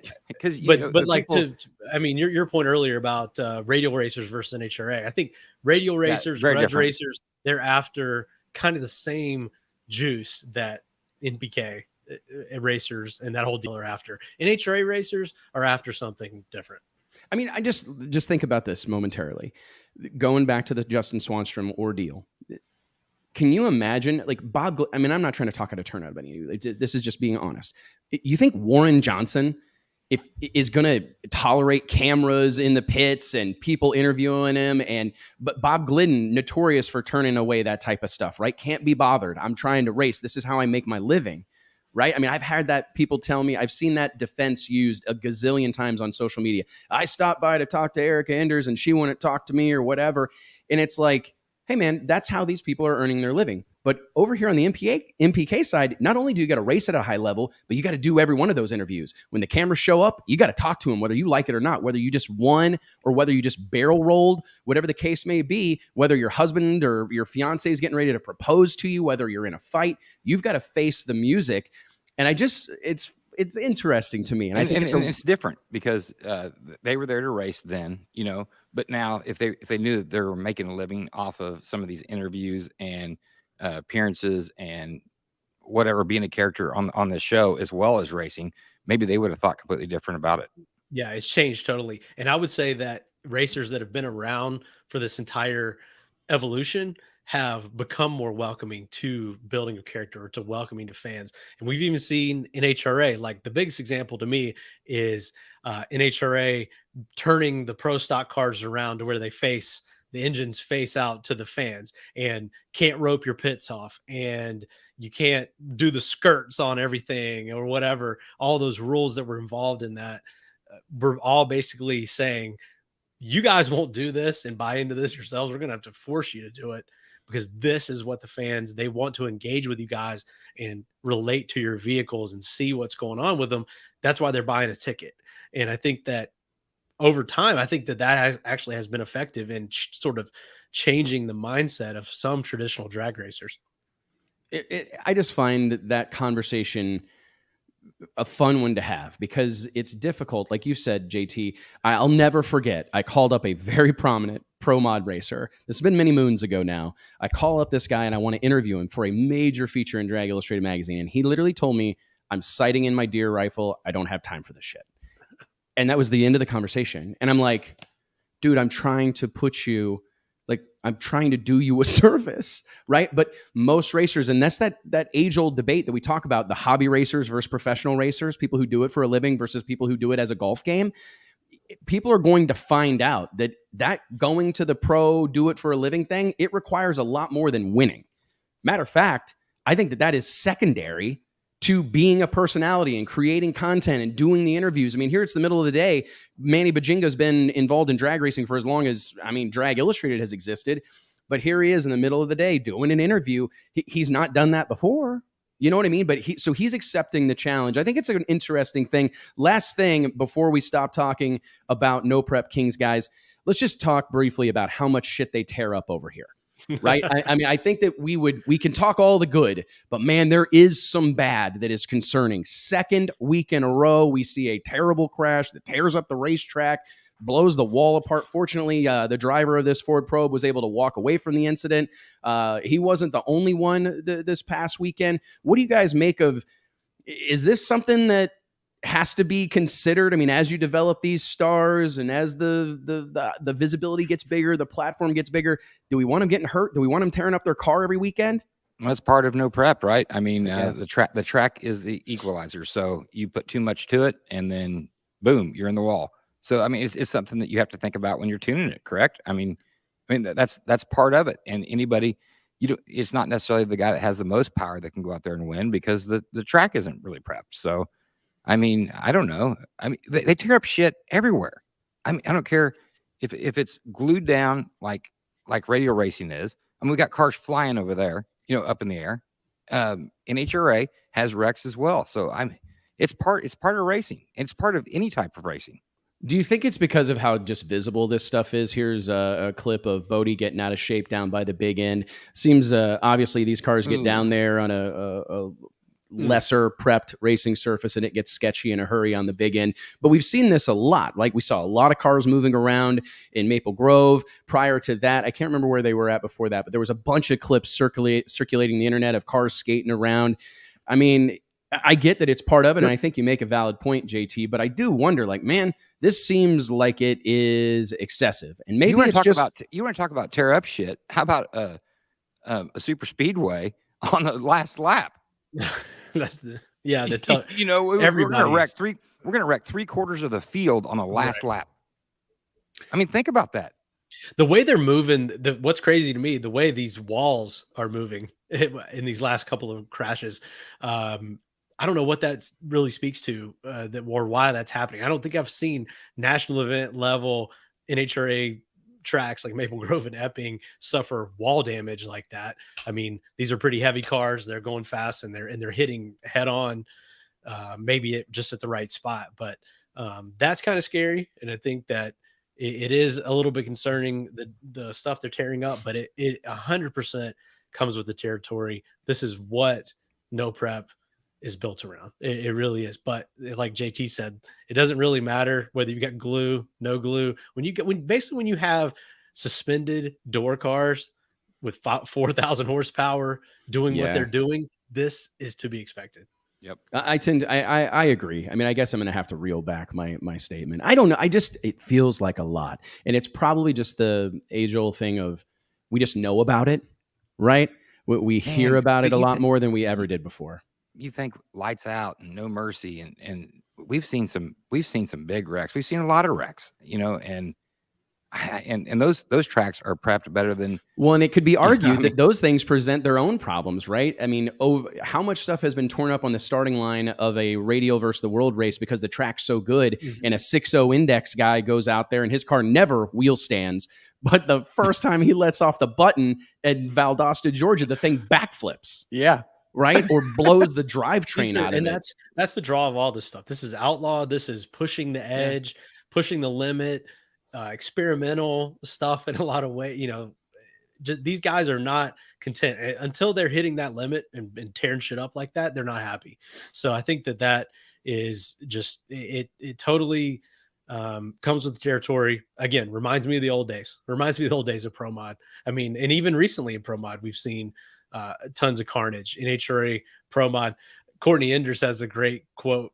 She'll say, it's getting real pro-moddy out here, meaning when we see a couple oil downs or some crashes or whatever in one session of pro mod. Fortunately, it's got a little better. It's getting real pro-moddy out here. And it's just, it comes with the whole mentality of these guys in this style of racing. You've interviewed Don Garlitz before, and he used to talk about how making the track the equalizer. I mean, I think he loved no prep. That's a good question. I do think that there's a huge argument. It levels the playing field in a big way. There's no doubt about it. I mean, obviously the tracks are getting pretty damn good right now. Like I talked to, actually Manny Bajjing told me about Jamie Miller in Epping this past weekend. He said he went out on the track and Manny goes, I walked it first and I go back to the starting line and Jamie's on the starting line. I go, man, this, it's pretty sketchy, down through there. And Jamie's like, what do you mean? It's fine. We'll go right down it, and it's like, hey, I mean, I think the tracks they're clearly good enough, so it'll be interesting to see what happens next. Guys, I don't want to make this sad, but we do have some industry news here that was a really, really big, a couple of them, unfortunately, and I'd like to touch on it briefly. Earlier this week, we lost one of the best to ever do it, one of the original voices of drag racing, Dave McClelland. Incredible. I don't even know that we can properly give credit to what he did for our sport, the role he served, whether it was on the television. I mean, this guy was a racer as well. He managed a racetrack. He was involved with numerous different drag racing related things, magazines, and everything in between. He also, I mean, his voice was so synonymous with drag racing. I mean, you could call up, I'm not sure if this is true or not, but like jegs.com, dial up 1-800-JEGS. You get put on hold or you wait for somebody and you're hearing Dave McClelland talk to you. I mean, he was the on hold message for 100 different companies. His voice, I mean, he's the guy that in so many ways, his call of drag racing was an absolute difference maker. I think anybody who's ever picked up a microphone and talked about drag racing is measuring themselves against Dave McClelland. Well said, man. Guy, he narrated my youth. I feel like you cannot watch any of these classic clips of NHRA racing without hearing Dave McClelland. This is like a silent clip we're watching right now, and I can just hear his voice. I mean, I think he did a couple of things that was like, hello, everybody. Like that was his go-to introduction. I think I would get chills. I have chills right now hearing him say 2 words, hello, everybody. But then you start to talk about or bring up whenever he would make a call on a record run. There was a clip here that we were watching a moment ago of Kenny Bernstein going 270 miles per hour in a funny car for the first time in the Budweiser funny car. And his delivery of that stat, I mean, he's saying a speed. We hear it done all the time, right? But the way he did it in the enthusiasm and passion, and I think respect, admiration, appreciation that he has for it. 270 miles an hour. And he sounded so impressed. He sounded like he was in reverence of these guys doing this stuff. And that added to it. I think a lot of times we hear, I mean, a lot of the best announcers are kind of that same mentality. But you have to have, it's not about you. As big as Dave's voice was and as iconic as he became, just humble to a core, and it was never about him. It was about the sport, and it was about the racers on track, and you could just sense that in every call that he made. I love the admiration that you would hear in his voice. You know, you talked about it, not making it about himself and keeping that like bright-eyed, bushy-tail enthusiasm. I don't admit to have known Dave McClelland personally. I did not. Talked to him a handful of times. There was a great photo that I posted on my social earlier this week of him reading, looking at a copy of Drag Illustrated. We used to do this. We used to do this single page. Shout out to Ian Tucker. We used to do this section in the magazine, which I honestly think we should bring back, but it was called Look Who's Reading Drag Illustrated. And I remember we bumped into Dave McClelland in the tower of Rockingham Dragway. He was there as a guest announcer at an American Drag Racing League event. And what an opportunity, an icon at the time, a living legend. And it's like, hey man, would you mind opening up this magazine and acting like you're reading it so we can get a picture of it? And he didn't think twice about it. Really, really incredible moment for me. And like I said, I don't admit to have known the man personally, but I appreciate the way he brought a youthful enthusiasm. You would hear him talk about racing, and it was as if he'd never seen it before. Every time he didn't have that jadedness that I think all of us at times are guilty of, right? Where you just get a little bit numb to what's going on out there, and you fail to realize how big this moment may be for the person that's having it or the team that's having it. They may have worked their entire lives for that 270 mile an hour run. I mean, if you're watching along on Facebook or YouTube, and I would encourage you to look up, I actually just typed into YouTube earlier this week, Dave McClelland highlights, and there are innumerable videos on YouTube that really show this man at his best. But there's a couple moments that stood out to me where he brought to the table, I mean, it was literally like the first time he'd ever seen a funny car on track every time he talked about one. And when he made the call, Dale Poldy, gosh dang it, I'm drawing blank on his name. The crew involved with Kenny Bernstein's funny car team in this video, they're hugging, high-fiving, looking teary-eyed, and you can just tell Dave McClelland gets it. He was a guy that knew and appreciated the battle that group of people had fought. Dale Armstrong. Dale Armstrong, thank you. Yep. Very much. Longtime crew chief of Kenny Bernstein, both in Funny Car and Top Fuel. But I appreciate that. And one of the clips that we don't have in here, because I actually, unfortunately, just found it this morning. Do you guys know that Dave McClelland did a little racing himself? I saw that clip of him racing with Roy Hill. Yes, man. I mean, I watched a video interview that Bobby Bennett over at competitionplus.com did. He did an episode of Storytellers. It's a very well-known video series that Bobby's been doing for years, where he sits down and shares war stories with these racing legends. And I took some notes from it because Bobby asked him an interesting question. He said, if Dave McClelland wasn't an announcer, what would Dave McClelland have been? And McClelland's answer surprised me, but it basically told me everything I need to know about this man. His response was, I'd probably go racing a lot more. And I'm just curious who else that's currently involved with NHRA or, I mean, in a lot of these sanctions and series, when asked what would they do, if not what they're doing, would the answer be go racing? Right? I mean, that says a lot. Most of the people that are involved, especially in positions of authority, positions of power, if they won the lottery, they're not going drag racing, right? They don't get, you know what I mean? They don't have that kind of connection to it. And I think about how Dave McClelland openly admits that he would go racing. If he had the time, he would go racing more. And that, to me, is a difference maker. Yep. That's his passion. He has a real, authentic passion for the sport of drag racing. It I would say, wasn't just where he's at this weekend. I would say the person that reminds me the most of that is Brian Loans. Yeah. I think that he would have a similar answer to that.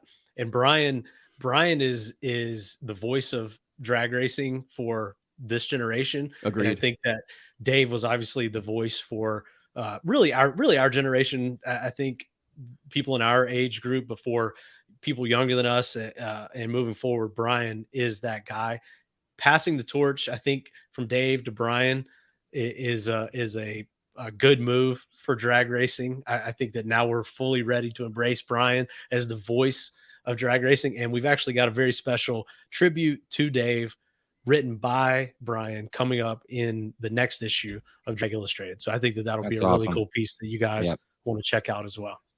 It was definitely a tough week in drag racing, because just a few days later, unfortunately, we discovered the passing of longtime drag racer himself, as well as a very accomplished writer and editor, a member of the drag racing media, John DiBartolomeo, lovingly known as Johnny D.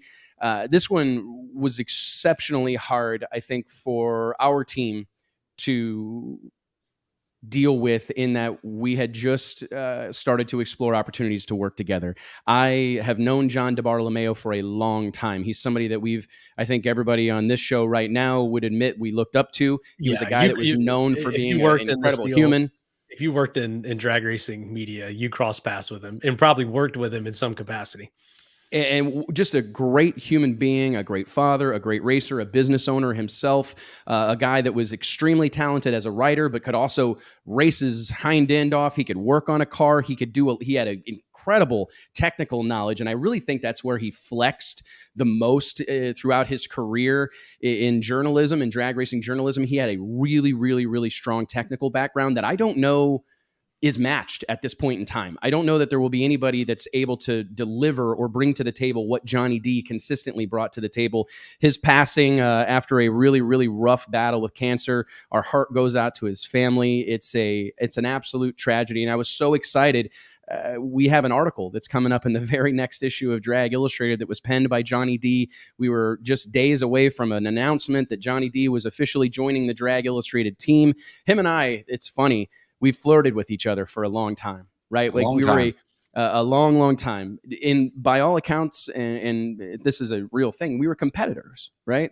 I owned Drag Illustrated. I was the editor-in-chief of Drag Illustrated, and he was the editor-in-chief of Drag Racing Action, then Drag Racing Scene. And we always had not a contentious relationship. We always got along very well. And I think we both looked at the sport through a very similar lens, right? But when we would talk to one another, it would almost always come back to like, man, one of these days we'll be working together. One of these days we should work together. Or one of these days we should do this. And it breaks my heart that we were on the cusp of that. We had multiple articles scheduled for him to write for Drag Illustrated, bringing him on board as our resident drag racing technical expert. And he got the first one delivered to us, unfortunately, right before his passing. Just a couple weeks ago. Yeah, we've been working on that since late last year, and we're just really getting into the thick of it.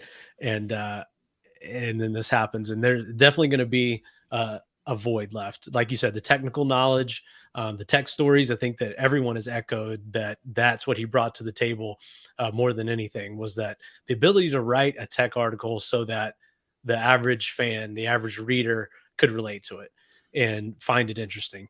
And that's what we were trying to bring to our audience at Drag Illustrated. And we thought there's nobody better to do that than Johnny D. So he had on and off issues over the end of last year and the start of this year. And it was really just all kind of touch and go and staying in contact with him as far as what his health condition was and if he was going to be able to write a story. And so we didn't put the pressure on him and didn't really, push for this. But he pushed forward and got a piece done for us. And I really believe it's going to be I think it's the last thing that he wrote. And I think that it's going to be the first and last story by Johnny D that we publish in the magazine. But which makes it worse, makes me about halfway choke up, man, because it's an honor though to be able to print that last story. And we do have a tribute to Johnny coming in the issue that we're sending to print this week that'll be out in the next couple of weeks. Man, again, I just want to send our heartfelt condolences to the Bartolomeo family, all of his friends. Mike, you and I saw him at ZMAX a few weeks ago, and even knowing what he was facing, he was smiling and waving, shooting pictures, standing along the guard wall, bouncing all over the place, talking to people, doing what Johnny D was so well known for doing. So God bless him, his family, a rough one, guys. And we got to get to, we'll turn the page here and try to get people fired back up, a little bit of an excitement, right? But I do want to remind everyone briefly that the Wes Buck Show is brought to you by our friends at Redline Synthetic Oils. Redline has a reputation with racers and hardcore enthusiasts for creating products that perform and protect better than any other on the market. And they've been doing it since 1979. Whether it's your race car, your tow rig, your motorcycle, or your lawnmower, when you think about lubricants, you need to think about Redline. For more information, log on to redlineoil.com. Guys, one of the things that has been another big storyline in the sport of drag racing the last few weeks has been the trade show season. It feels like it's way, way, way far away, but somehow, some way, it's May 25th, and we'll be headed to SEMA in the fall, or we'll be headed to PRI before it comes we up know it. Fast, man. It Trade really show does, season creeps up on us fast every year, it seems like. It really does, and I think that we're probably more prepared for it this year than ever in the history of this company, which is something that I'm proud about. But I do want to bring up the fact, one of the big stories of the wrong video, my bad. Where is it? Here it is. One of the big stories here early in 2022 was what we believe will be a couple of noticeable absences at the 2022 SEMA show in Las Vegas. We've seen news break recently that Ford will not be displaying at the SEMA show in 2022. We found out earlier this week that Chevrolet as well was conveniently gone from the SEMA floor plan, as well as Honda. So I'm just curious. I want to get your guys' perspective on this. I mean, I guess just initial reactions, heartbreak. How do you feel about going to SEMA this fall and not seeing those massive displays from those massive automotive manufacturers? It's going to be a bummer, man. It definitely, having those companies there. I know SEMA, being an aftermarket show, focuses on all the thousands of other companies that are exhibiting there. And it sort of kind of feels like a luxury or icing on the cake to have these the OEMs display there, but it really brings a legitimacy to the whole deal. Yeah, it's like, and it's like a clout.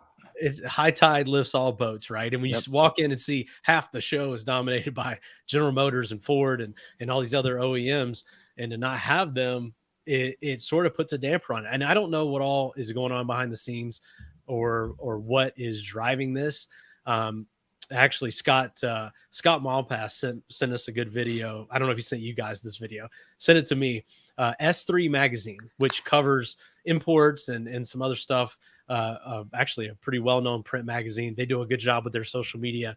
The guy that runs that deal sort of had a video about what he believes is going on with this whole situation. And really, the biggest takeaway for him is that marketing is the first thing to get cut when these companies see a recession on the horizon. And that, to him, more than anything, these companies pulling out of SEMA, it signals that they know, because they've got all the connections, they got their ear to the ground as far as the entire world economy and supply chain more than anybody, that a recession is coming. And I think that to me, more than the fact that it's going to be a bummer not to see these cool cars and everything at SEMA, that is the most worrisome part of the whole deal. Because an argument can be made, get the hell out of the way, right? You're not making aftermarket stuff. You know, you're not, I mean, I think an argument can be made like, good, you can clear up some premium real estate for some of the smaller businesses that exist in our space. Well, think of the events they did out there, though. You know, we used to go to build cars. Was it Tuesday? Was it Tuesday night?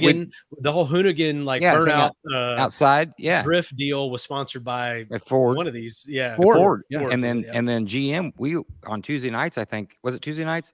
They throw that big party. They actually haven't done that in the last couple of years, right, Wes? They haven't had that deal. I think the last couple of times we went to SEMA that we inquired or asked, or were expecting to hear about that GM unveil. I think the last one we went to, like Kid Rock was up on stage or something, wasn't it? Yeah. That was I think that was probably like 2015 or 16. was the last time they did that deal. Well, they fed and drank us. That's, I mean, and those were the good times. And unfortunately, SEMA is viewed. Another point that was made in an automotive group that we're in, Wes, is that this deal is really more about catering to their employees and to vacations and luxury experiences for their key employees. And so, again, that's one of the first things to get cut. I think it's just, there's a couple things. The thing that drives me crazy is that I don't like the way this looks. I can make an argument, right, for why it doesn't make sense. I mean, we've actually skipped SEMA in the past because we don't want to spend $20,000 or whatever on hotels. I mean, go to Las Vegas, man. It's expensive to go to Las Vegas for fun. What these companies, and that's what SEMA's probably battling, is that whatever year this deal started, wasn't it like in the 60s or something? Yeah. Vegas changed. Vegas was like a hotel room for $2 and steak buffet for $1 or whatever. Now Vegas is, dude, you can go. I think you can go anywhere in the world for the same amount of money you spend to go to Vegas. Yep. There's no doubt about it, man. I mean, $20 drinks, $100 dinners, $100 plate, at a dinner. It's definitely not for the faint of heart. But I do think that there's an argument that could be made, like pull all the way out, like don't even be involved. Like, couldn't you scale back? Couldn't you not send the entire company? Could you not build 47 concept vehicles that are never going to see production? I mean, there surely would be a way to maintain your support of the industry, because I think about this, man, the people that buy, this is an argument I've made for a long time when it comes to ProMod specifically. I would have people tell me the reason the major auto manufacturers don't get involved in ProMod was because the body styles were old cars, right? It was 69 Camaros, not new Chevy Sparks or whatever, just as a reference. They haven't looked at ProMod in the last couple of years then. Well, right. But I mean, my point on it is that the reason I'm a fan of Chevrolet, the reason Wes Buck's a Chevy guy, has nothing to do with a electric Hummer or a Chevy Spark or the new SS. I mean, the reason my love affair with Chevy was built on the back of Corvettes and Camaros from the 60s and 70s. And I think that just by like turning your nose up at all that stuff, I mean, the reason my wife's driving a Chevy Tahoe is because I'm a Chevy guy. Like, I like Camaros and the old car. Like, they won me over via that, right? And I think that GM, you know what I mean? And I think that Ford, all these companies, non-GM vehicle, they're turning their nose up, or they're kind of ignoring the fact that these relationships that so many people have with their brand, it has nothing to do with the car that they're putting out this year, or their effort to go green, or their effort to move into the electric space, or whatever. They're in love with this stuff because of the types of cars and the community of people that show up at SEMA and that are littered across the show floor there. So it does seem a touch short-sighted, in my opinion. I mean, I get it, saving money. It's a recession on the horizon. I get it. I totally understand it. But it does feel like there would be a way to either slowly exit, right? Or not have it just look like there's something awry. There's something. And maybe we'll get some more intel on this when we go to the PRA membership headquarters grand opening tomorrow. Maybe they just use the recession as an excuse. Like, yes, it does cost a ton of money. And, but we've seen that so far during COVID and the pandemic and everything else that's happened. I mean, we have seen that companies, business is booming. Yeah, it's booming, especially in motorsports. So, but maybe they just use that as an excuse. I think that happens a lot in a lot of businesses right now. Like, oh, sorry, we have a limited menu. Still, I mean, right? Yeah, you can't make a salad. No, I mean, it's true. I mean, I've had a lot of conversations with race team owners who talked about, as hard as COVID was, it helped them make some decisions that saved them a lot of money, and they've continued to hide behind it. Like, one of the best example is I had from a high level guy. I've said high level and lean into like 100 times today, but whatever. I talked to a team owner / driver who told me one of the fringe benefits or the silver lining of the COVID deal for him was that he could justify telling everybody they had to share hotel rooms, right? Because he had a whole team of guys, prima donnas. Everybody wants their own space. Everybody wants their own room, right? They want to walk around with their underwear on or whatever and have their own space. JT does that no more, whether he's got a roommate or not. No more. right? Because now everybody's bunking up. And they're never going to probably have to have that conversation again because they've trained everybody. Mike loves bunking with me. Yeah, it's among my favorite things. Yeah, no doubt about it, man. But I was just curious what you guys' thought on this was. I mean, kind of we'll move on to the next thing because but it's definitely a bummer. I really hate it. I can't imagine how the SEMA show is going to look. And I get it. It's going to give a bunch of other companies the same excuse, right? Like, well, Ford and Chevy did it too. We could do it as well and save a bunch of money. But we may see other companies. We talk about Toyota a lot and the marketing that they're doing, especially in drag racing. It's wide open for them right now. Maybe we'll see a company like Toyota step up and take that huge spot. Or Dodge. Maybe Dodge. Maybe these other companies will see it as an opportunity to take market share from Ford and GM. I certainly feel like the door is wide open, and that would be my biggest thing is if I were any of those people, I would just wonder how we were about to make an entire world, an entire community feel about our brand by moving away from this. And it's not a great thing. But speaking of great things, there are plenty of positives happening in the performance racing industry, namely them opening their brand new membership headquarters tomorrow. A ribbon cutting ceremony is happening tomorrow afternoon, I think about 4:00 East Coast time. The Dr. Jamie Meyer and the leadership there at the performance racing industry will cut the ribbon and kick the doors open on their brand new membership headquarters. I'm excited to go. Apparently, Mike, it's like right across the street from Indianapolis Motor Speedway. Which I've never seen. I mean, as many times as we've been to Indy, you see it flying in. Hugely impressive. I'm excited to see that and to see everything that's going on. We're going to be there right during Indy 500 week. I don't know, Speed Week, is that what they call it? There's going to be a ton of stuff going on up there. I'm stoked about this deal. I'm genuinely excited. I lost my invite. Well, JT, anytime you get invited, you've got a golf tournament. That's what I told Alicia. Alicia goes, sure JT's going to be mad that you didn't invite him. I'm like, I didn't think about it because he's typically playing golf. It's a Thursday. So like you're on weekend by the time Thursday rolls around. No, right? I'm not. Do you have a golf tournament this weekend? I do not. Oh, man. No way. Really? No. Well, hey, get on the internet, book yourself a ticket. You got a credit card. You got a company card. Come on with us. Come on with us, man. No, it's a cool thing. I'm excited. I really appreciate the invite. Mike and I are going to go out and check this deal out, hang out for a little while. It should be a cool deal, man. I think it's going to be a great thing. I really Well, yeah, it's in PRI's new membership program. If you're haven't looked into this or not a member, check it out. I don't know exactly what the URL is. Go to performanceracing.com. This whole membership that they've started, I think, presents a good value for everyone, whether at the personal level or business level. And I think it's smart. It's a smart move. We've looked at something similar. I think a lot of companies are. PRI really kind of is a media company in a lot of ways, especially with their magazine, the way they have to sort of cater to everyone's needs and provide a neutral platform.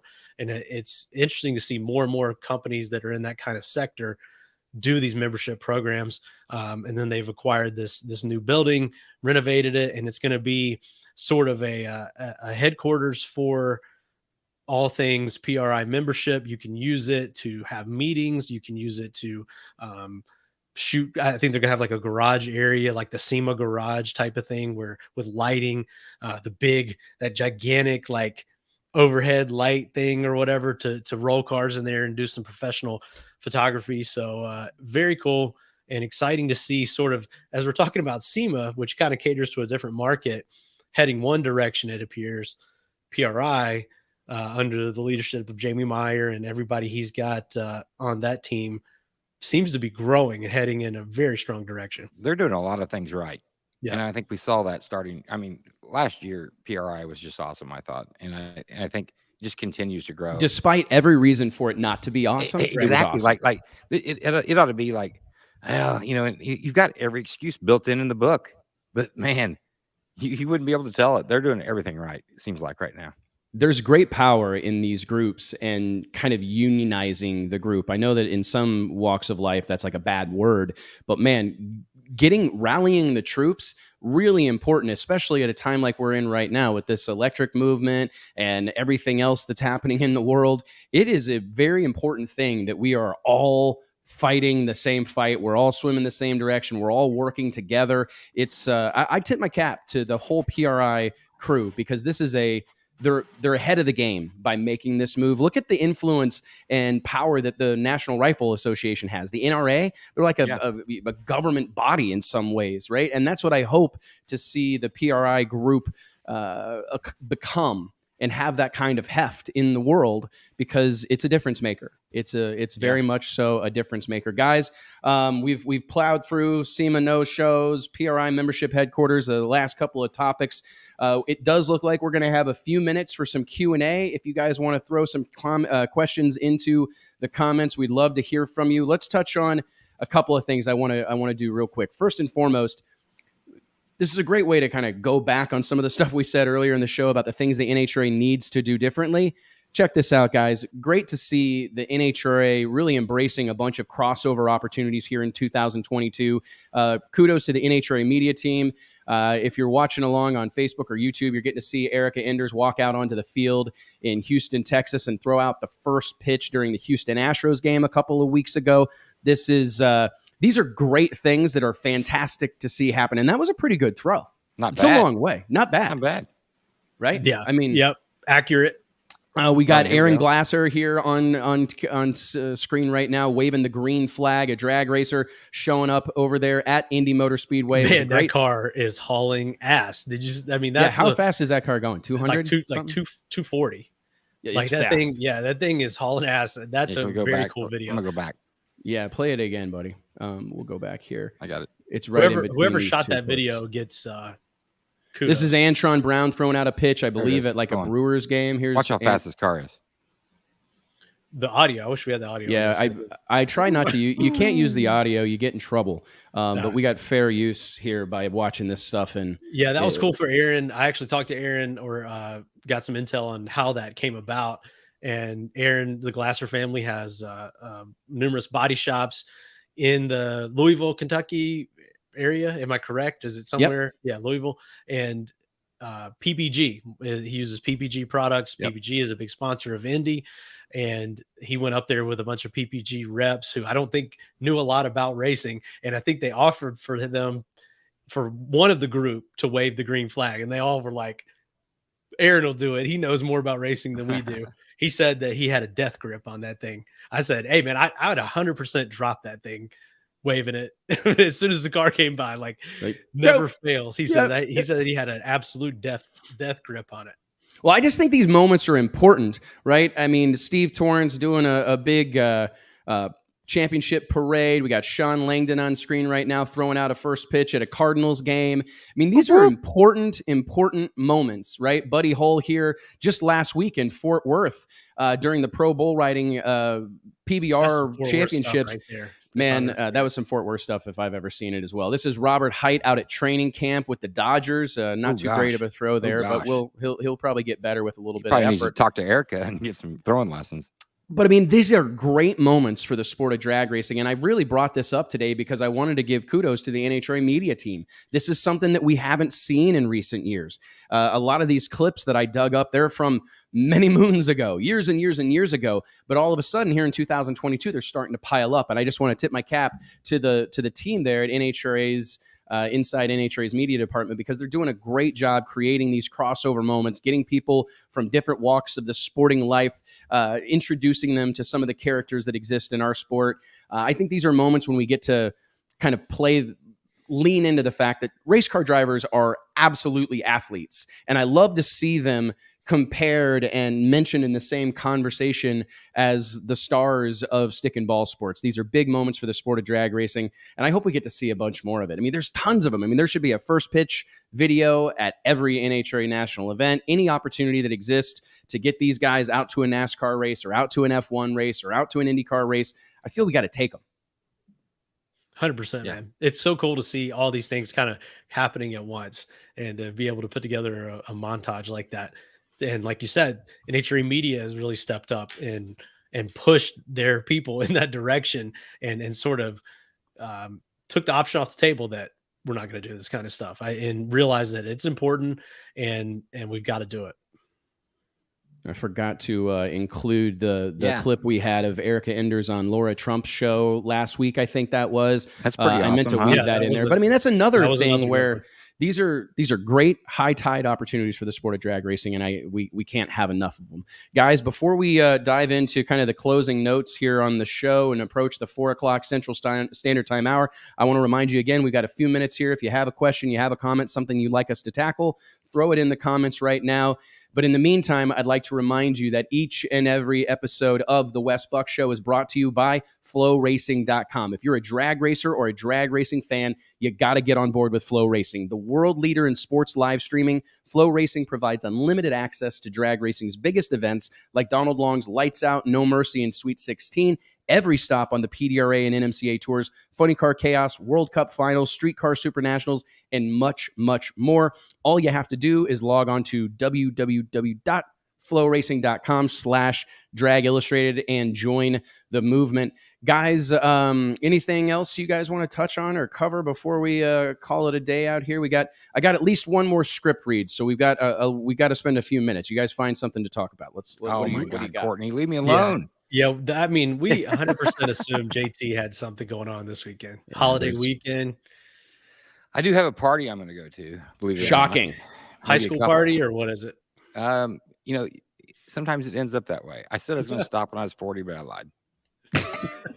He did. He's been saying that for a long time. He's like, when I turn 40, I'm going to stop going to high school parties. But it sounds like some things never change. Well, I've got a high schooler now. I got a party with her. Oh, that's true. Holy crap.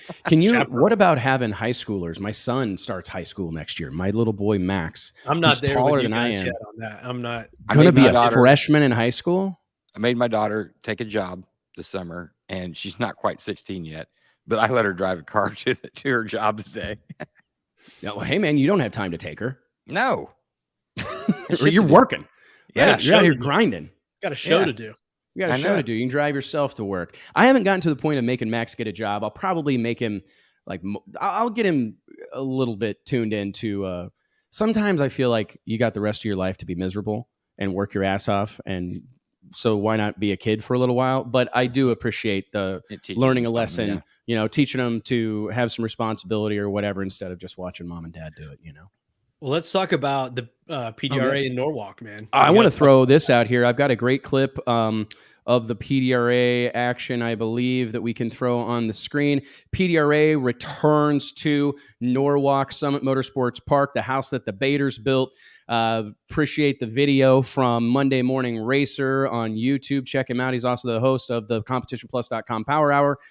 Snagged this off of his YouTube channel earlier in the week. Some highlights from, I believe, 2 years ago at Norwalk. But man, first and foremost, American Doorslammer Challenge. We haven't spent any time talking about this, but have you guys looked at the PDRA schedule? Listen to this. I mean, they've done, not all of them, but listen. Doorslammer Derby in Bowling Green. I love that name. We've got to make a bigger deal out of that name. American Doorslammer Challenge, another great one. I mean, this is a great name for a race. In July, they've got the Summer Shootout. They also have in September Drag Wars. I mean, they have some traditional drag racing names like the Northern Nationals, right? The Pro Stars event. They also have the North versus South Shootout. I love that these races have themes. I think we need to we need to make that a bigger deal. We need to talk about that more often. These great names. Do you agree? Like, it kind of stands out versus the Ohio Nationals. Yeah, I think it's good for PDRA. Good marketing. One more way to stand out. And I really only just now put together that Doorslammer Derby is in Kentucky, and this referring to the Kentucky Derby. I just thought it sounded cool. Like, I had not made that connection. Oh yeah. Dion's been on this one for a hot minute. Dion was like, "Oh, dude, that's a great name for a race," and it really is. And I do think Dion, were you on that? Oh, he's I really like that. It's a great name. I mean, I've always wanted to go to the Kentucky Derby, and that's probably the closest I'll ever get is that race. So this is the Derby you want, and it's like the Kentucky versus the Derby you got, and you're at the PDRA race working. The Derby, Instagram versus reality. That's It's the wish version of the Kentucky Derby. How it started versus how it's going. I will tell you, there is a huge Doorslammer contingent in Ohio that people sleep on. I've said this before on the show, but I think we have more subscribers right now in Ohio than any state in the union. There is a stronghold of drag racers in Ohio. There's a ton of cities there. The IHRA was there. I mean, that's NPK will be there this weekend. NPK will be there. Right? Yeah, not Coming this up weekend, but No, next, next right? weekend. I think next in weekend. Columbus. Yeah. they're So off. Ohio, I remember every time the ADRL would go to Norwalk, which a race that your dad won a couple of times. Mike Charles Carpenter put the 55 in the winner's circle there at the ADRL Pro Nitrous shootout a couple of years, maybe 2 in a row. I actually think you guys won it. Yeah, you did win that race 2 years in a row. I can't remember exactly how it went, but we loved racing there, man. And that I think if you ask my dad or you ask a lot of racers, that's their favorite track. Really, before ZMAX or before a lot of the customer service and super track vibes took over, or were kind of like the thing or what set your track apart. Norwalk was doing that before it was cool. And I think that they're the originators of fan friendly, of all the staff dressed to the nines, and everyone there is trained and specializes in what they're doing, takes pride in what they're doing. And it starts with the Bader family on down. So it's really the original super track, in my opinion. It's a very, very nice facility. And I mean, it speaks a lot to the cleanliness of some of these tracks. Like I know Norwalk as like my home track, but like the cleanliness of that track is like bar none. Like the grass, nice, they've got like the nicest grass on the planet. Like in the pits, right in the middle of the pits is like around. a big, like a curb, and with this like nice median landscaping. almost. Yeah, median. Yeah, and they're like every couple hundred feet, like separating the walk and stuff. There's concessions there sometimes. Like it's set up completely different, I feel like, than most of the tracks we go to. And it's a pleasure to go there, really. It's probably one of my favorite places to go. I don't even mind, like, I've had people tell me that there's like fly into Akron, right, Dion? That's where like the people that are in the know fly into when they go to Norwalk. Yeah. But I always flew into Cleveland and made that drive. How far is that? Like not quite 2 hours maybe? Or yeah, it's like an hour and a half. Yeah, hour and a half. Airport, and I always like, for whatever reason, I enjoyed that drive. I typically made it late at night. Right along Lake Erie. Yeah, right along Lake Erie, roll into Sandusky, midnight, check into the Kalahari Resort and Water Park or whatever the hell it's called, and get ready to go to the drag strip. But I think make all of your calls, send all your texts, download all your data before you get to the track. Because you will not be sending one. However, probably that's how they immerse you. Probably one of my biggest accomplishments in life is I uploaded an entire issue of Drag Illustrated from my laptop using a what do you call it? A Verizon hotspot. A Verizon hotspot. Like a jetpack. At Norwalk in like 2000. What was that, Wes? 7, 8, 9? 7, 8, 9. And I remember you were not thrilled about it. I can't believe it worked. And it's still one of my most crowning achievements. It was a real moment, man. And that track, I want to say, we were talking earlier in the show about like Denny Hamlin and some of the critiques that he's been thrusting on the NASCAR world. One thing that he keeps going back to, man, is the responsibility on these tracks. And Norwalk, the team there, Bader and company, the family, everybody that's involved with that track, they're a fantastic example of living up to the expectations that exist in 2022. People expect a lot these days, right? I mean, I think the days of going to the racetrack first thing in the morning and staying till midnight or 1 o'clock in the morning, those days are long gone. There are certainly hardcores that will fight that battle. I think there's 4 of them here on the screen right now. But if we're going to grow and this sport is going to continue to attract new fans, we are going to have to address the experience at the facility, right? Give these people something else to do. Give them $1 a pound ice cream. Give them beautiful grassy areas to walk around. Give them, because that's just part of the experience, man. People nowadays expect it to be waited on hand and foot.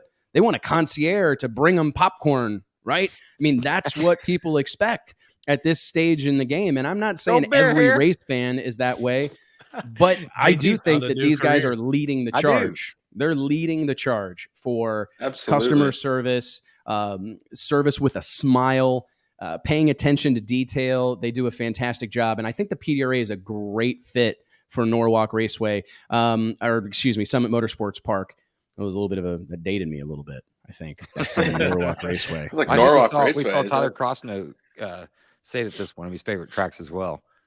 So I mean, speaking of proud moments, let's give it up for Nate Van Wagenen. Hosted alongside Scotty Gore the second ever episode of PDRA Live. They hardly got a word in edgewise with Tyler Crossnow on the mic as well. I almost sent Tyler a text to take a breath because he was on a roll, but I was like, who am I to talk? That's what I was about to say, man. Who am I to talk? Right? Yeah. Oh man. I had the message typed out and I thought, I'm asking for trouble. That's some good self-reflection right there. It was. I was like, shit, who am I to talk? We're making strides. We're making big progress, man. They were talking about picking winners. I think it would be fun to do that here momentarily. Let's go down and we'll end the show on this. I'm going to start with Dion. I'm not going to include you. I have a little bit of PDRA experience. Who's going to win Pro Nitrous? Probably Tommy Franklin. Okay, good. JT? Yeah, I like that. Tommy? Yeah. You're just going to fall in line? I know who you're going to say, so I'm going to go against it. So, who do you think I'm going to say? Halsey. Yeah. Jimmy Winlights is his name. Jimmy Winlights. Jimmy Winlights is his name. Opposite of you, no matter what, I can't bet if we go the same. Yeah, I know. I'm glad. I'm going Jay Cox. I like that. Okay. Question: is Jay Cox due or is Jay Cox due? He is due. Yeah, he is. He's due for sure. He's absolutely due. I think that I've heard some secret squirrel stuff that he's been testing a lot. I wouldn't be at all surprised to see him in the winner's circle come Saturday night. How about Pro Boost? We'll throw it back down to you to Dion if you want to participate. I want to pick Melanie Salemi. Oh, great reference. And she's been running pretty well this year. She obliterated the record at the season opener like 6 times in a row. And she's another one that's due. Force is doing. Yeah, man. It's she's true the story. Force of PDRA for real. So Melanie Salemi in the side piece Chevy Camaro. It would be cool to see her in the winner's circle this year. Absolutely. How about you, JT? I hate to go with all of Dion's picks here, but man, JT and I can be a team. We'll be a team. Yeah. Oh yeah, you guys could be DT. Operate as one. I do make y'all bunk DT. up a lot. DT. DT. Oh my God. DDT, like the old pro wrestling move. Yeah. Mike, how about you in Pro Boost? Tutterow. Yeah. Okay. Dude's on a roll. Dude, yeah. I hope we see a Tutterow. There's so many good racers over there, though. It's hard to pick. It really is, and you piss off a lot of people with these picks, man. You get go ahead and mad. Just put your phone on silent right now. Yeah, I do think Todd Tutterow. The dude is. I think I'm happy for him, and I am enjoying seeing him have this success. He's winning in a lot of different ways. Winning as a driver, winning as a crew chief, winning as like an engine builder or a drivetrain provider, right? Via WYO Motorsports. I'm just happy for him. Brad Schmidt has been his crew guy for 100 years. It's YO Motorsports. YO Motorsports. YO Road is the road where his shop is, which is actually like the next road over from Farmington Dragway. You didn't drive me by there. I wish we would have drove by there man. a couple weeks ago. I know, right? It's literally like when you pass YO Road, next road is Farmington Dragway. It's cool to see some different combinations showing up in Pro Boost, right? Not showing up, but showing up in the winner's circle, because that was something Corey Swanstrom, Big Countries in the comments right now, picking Daniel Ferris or Jason Lee to win PDRA Pro Boost. And it's like the centrifugal supercharger combination has been so dominant over there that it is cool to see some roots and screw blowers in the conversation, screw blowers primarily. I guess let's do Extreme Pro Stock. And then we'll get the shoots out here on today's episode of the Wes Buck Show. But before you make your pick, I'd like to remind everybody friends and racers, that the Wes Buck Show is brought to you by the team at Elite HP, the world leader in used race cars, racing engines, parts, and tools. Located in Fort Worth, Texas, Elite HP is operated by real deal drag racers with over 100 years of combined racing experience who can steer you in the right direction for all your racing needs. Whether it's a turnkey pro mod or a set of pro jacks, they probably got what you need at EliteHP.com. Give them a call. Look them up on the World Wide Web. Guys, let's go around the room one last time. Extreme Pro Stock. I'm going to start this one, Dion, since you got the other two picks. Okay, fair. Oh, all right. Okay. Well, what if our pick isn't if my dad's coming? Huh? I'm going to find out. You got to go with me now. I went with you. You better pick the right pick. I'm going Johnny Pacino. Boom! We are teammates. See? Look at that. Bam! Man in orange. Man, that was going to be my pick. As well. So now I don't know if I've got to change it or not. Let me think. You got to change it. If three of us pick him, that puts a lot of pressure, right? Let me think. There's quite a bit of pressure. No, I was also going to select Johnny. See? I think I'll have to go JR Carr if we're not going. If I'm not going Placino, I'm going JR Carr. Yeah, that's good. Nate Van Wagenen chose J.R. Carr as well last night. Another guy that's due perpetually at the front of the line, right? Extremely fast race car. I wouldn't be surprised, especially to see him kind of carry over that momentum from the NHRA race in Virginia. You give a guy, you give him a taste, and it can be a difference maker, right? When you have that breakthrough moment, you start turning on win lights and you can't stop. And it would be cool to see J.R. Carr, someone who's contributed a lot to the health and wellness of Mountain Motor Pro Stock. It would be fantastic to see him have some success and be rewarded. Man, I think Mountain Motor Pro Stock is as fun of a class as exists right now. What's your pick? I think I'm going to pick Tony Gillig. Oh, nice pick. I'm trying to confirm whether or not my dad and the Buck Brothers racing team are going to make it. The car is being finished up out at Junior Ward's Tony's driving shop. No. Tony's Junior driving. Ward is going to drive the Buck Brothers Racing Cavalier. I believe he's GM over at Sonny's Racing Engines after the passing of Sonny Leonard earlier or late last year, I guess. So you got stipulations on your pick? Well, if my dad shows up, I'm going to bet on my dad's stuff. This is ridiculous. But if my dad doesn't show up, they're all right now. John Montecalvo, Johnny Placino, all of Monday them. Morning J.R. Carr, Chris Morton. Powers, Elijah Morton. They are all laying awake at night hoping the Buck Brothers Cavalier doesn't come. They all want to see that thing on a chassis jig forever. That's what they want. What they want is to see that car not in the mix. All night long. Because isn't that right? Yeah. The Buck Brothers racing team will be ready to do the deal all night long. All night long. All right, guys. Thank you so much for being a part of this. Mike, JT, Dion, fantastic job as always. Appreciate all you guys being a part of this conversation every Wednesday afternoon. It means the world to us. We cannot do this without you. I encourage you, please help us spread the gospel of drag racing. Send an email, DM somebody, share the video on Facebook, subscribe to our channel on YouTube. That it really makes a difference, and we appreciate it greatly. Guys, we'll see you all next week at 2 p.m. Central Standard Time. JT or Mike, what time will I see you tomorrow? 1 o'clock? 1 o'clock Eastern Daylight Time. Oh my Did you say my name just to rub it in? I did. I told you, you got a company card. Book a flight. Whatever. You're more than welcome. Yeah. You have to share a room with us, though, because they're expensive. I'm just joking. All right, guys. Thanks a bunch. We'll see you next week. See you guys. Bye, guys. Later.